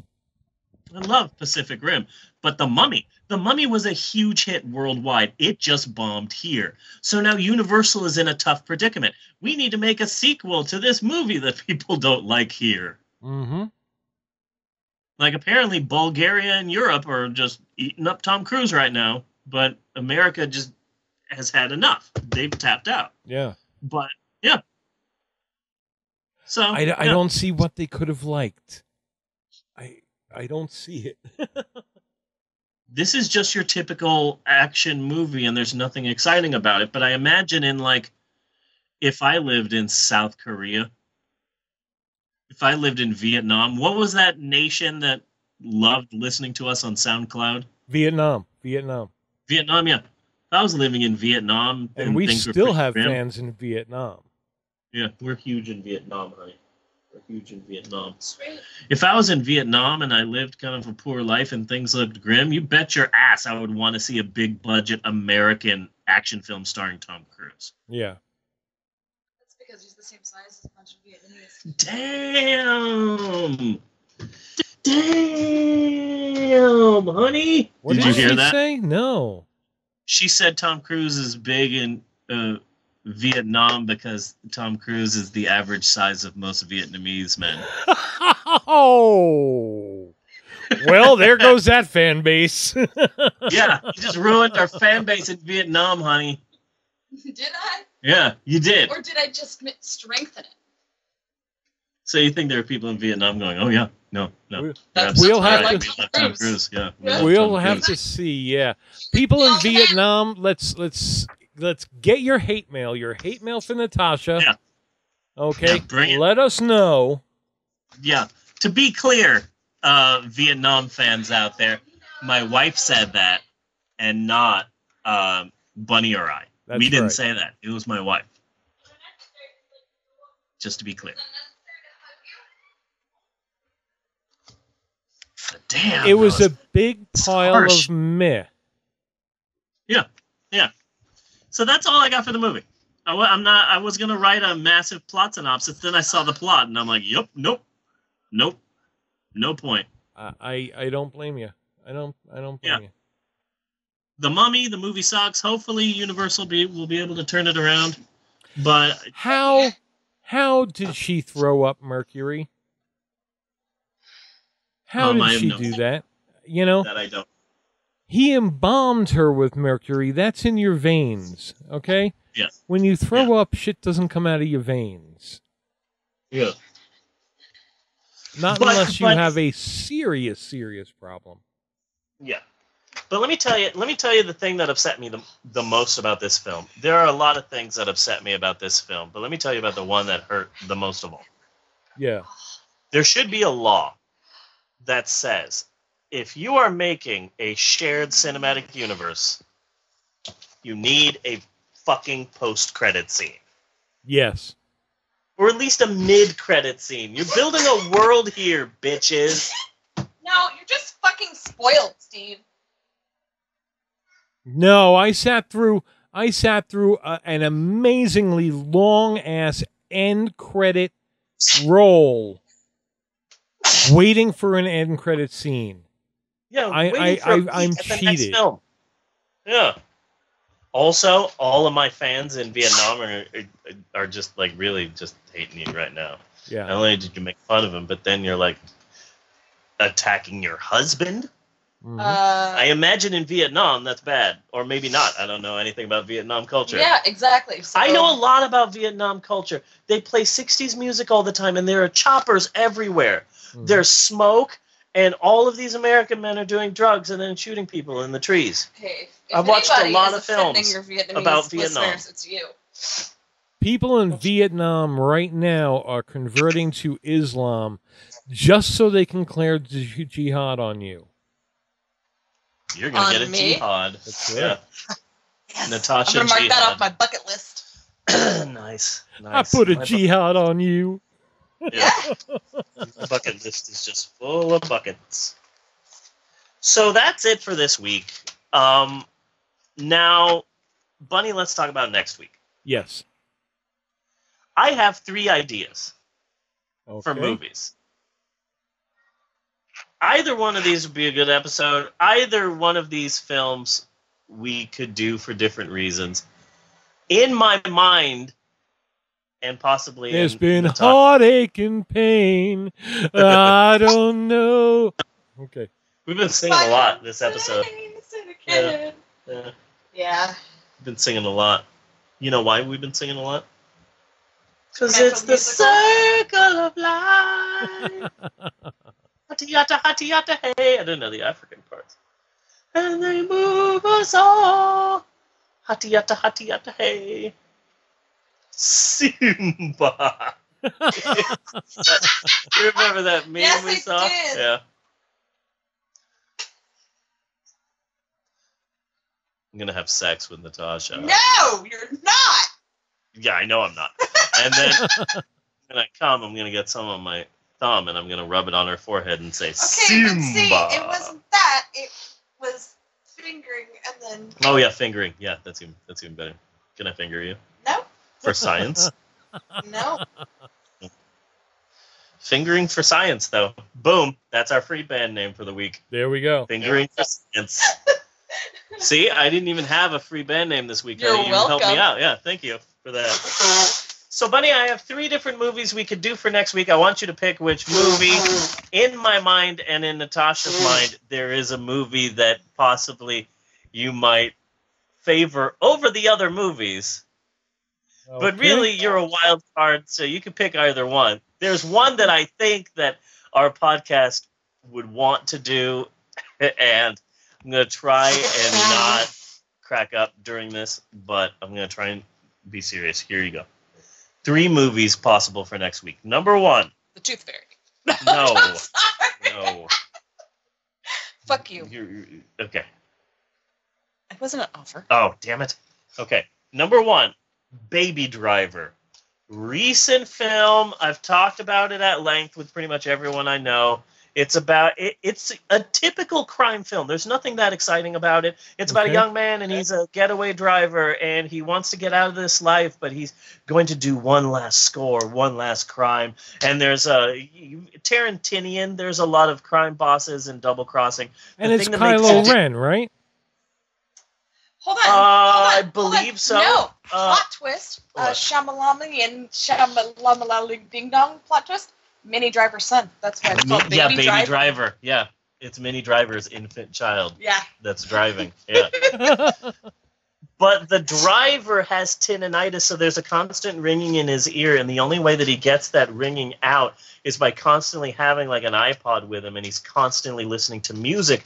And so the filmmakers use the soundtrack to turn it into a musical. Essentially, it's a crime musical. And all of the action sequences have this music through it, the music that's playing throughout the entire film, and it's supposed to be amazing. It's supposed to be the greatest soundtrack of all time. It's supposed to be a wonderful film. So that's Baby Driver. Mm-hmm. There's a cough with that. But anyway, Baby Driver. Number 2, Mike Myers in The Love Guru. You got to remember, Mike Myers did Austin Powers, which was a surprising hit. So then he did Austin Powers 2, which was an even bigger hit. And then he turned it into a trilogy with Austin Powers 3, and that was a massive hit. And oh my God, Mike Myers is amazing, and he's a genius. What is he going to do next? And he spent years and years and years working on this film, and it is supposed to be the worst film of all time, and in no way funny and offensive and horrible, and everyone hates it. I have seen it. It's not good. Yeah, I've never seen it. It's on Amazon Prime. Okay. So far, we've got Baby Driver, and Mike Myers is The Love Guru. It seems shitty enough that we would have fun with it. Here's the 3rd film. Okay. It's on Netflix. And it stars Danny Trejo and Rob Van Dam. Oh. And it's called 3-Headed Shark Attack. Oh. No. Again, Wrestler Rob Van Dam? Yes, wrestler Rob Van Dam. RVD. Stoner. Yeah, stoner wrestler Rob Van Dam. Oh, this is tough. And they named him Rob Van Dam in ECW because they thought that he looked just like a shorter Jean-Claude Van Damme, which is why they kind gave of him. did, I thought. And I never understood that, but recently I've been looking at him and I'm like, okay, yeah, no, I can see it. I can kind of see it. It's in his face. He's got this weird, RVD has this weird bone face, this weird facial structure that, like, okay, I could kind of see Jean-Claude in there. Wow. Let's eliminate Love Guru. Okay. Because that is the weakest choice. Yeah. Either one of these films are going to be fun, but for different reasons. Baby Driver, it seems like it's going to be a really fun movie. Three-Headed Shark Attack looks like it's going to be a blast, but not because it's a wonderful movie. Let's go with Baby Driver. Baby Driver. Called it! Baby Driver. Yeah. Great. So we're doing Baby Driver next week. Minnie Driver's child is on a rampage of destruction. Because we haven't done, Baby Driver, even how you describe it, it sounds like a more serious movie. Yeah. And we haven't done, what's the last, kind of serious movie that we've done? I can't think of it. I don't freaking know. Maybe Guardians of the Galaxy Volume 2. I mean, mainstream. I'm trying to think of a mainstream film, because this is a big film. Yeah. It's a big mainstream film. So let's do Baby Driver. Sweet. So next week we are doing Baby Driver. Next week for homework we are watching The Vice Guide to North Korea. Notes from the Bookstore returns with the story of how I got my managerial job. Yes. We've got a brand new music-themed reoccurring bit that's going to happen next week that's going to involve Little Orphan Annie. Oh, okay. Yeah, so that's going to be exciting. So next week we have a really exciting episode planned for you, so you should tune in to that. But before we get to it, hi Eleanor, I'm just wrapping up the podcast. I just want to say, looking back now at this episode, wow. You know what? I think this has been a pretty good episode. I think if I end it with this has been a pretty shitty episode. No, because they're all great. Look at what you did, Steve. I think this has been a pretty damn good episode. I think that this has been a pretty damn good episode. Hell yeah. So until next week, I am Bunny Williams. And I am Reverend Steve, and for Natasha and Maxwell and Bella and Eleanor and the rest. Are here on Gilligan's Isle. I just want to say thanks for listening. Say bye-bye. Say bye-bye, Eleanor. Oh, that was close. Bye-bye. Okay. Thanks. Oh, that was perfect. Yeah, bye-bye. That was torso, but still, you're getting there. Thanks for listening, and we will see you next week, you godless heathens. Do do do do do do do do do do. Are you dancing? Do do do do do do do do. Skitty bop ba doo. Cut and print. Shop. Let's talk it.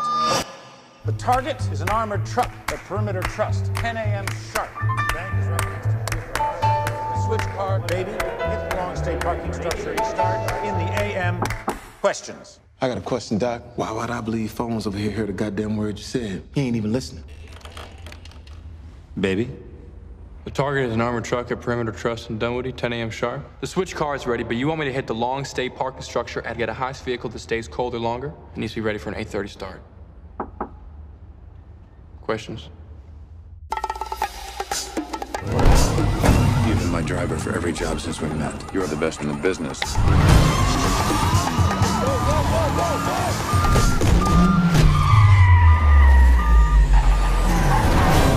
I'm gonna need you behind the wheel again. One more job and I'm done. One more job, and we're straight.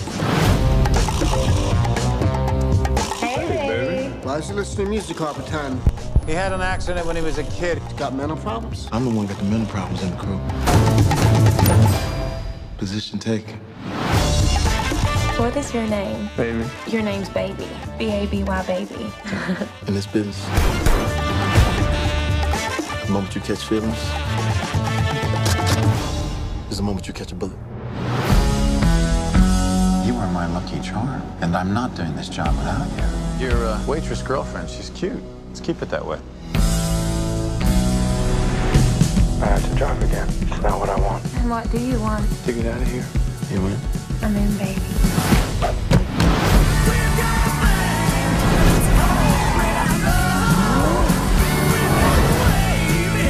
24 hours from being descended upon by this entire city. Have you been talking about us? Supposed to squeal on the road, not to the cops.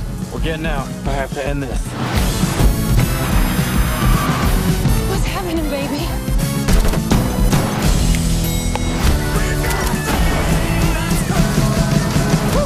That's some Oscar shit right there.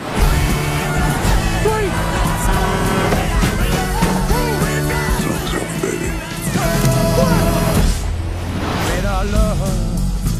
Get out of the car. Oh, my purse! I'm sorry, ma'am. What the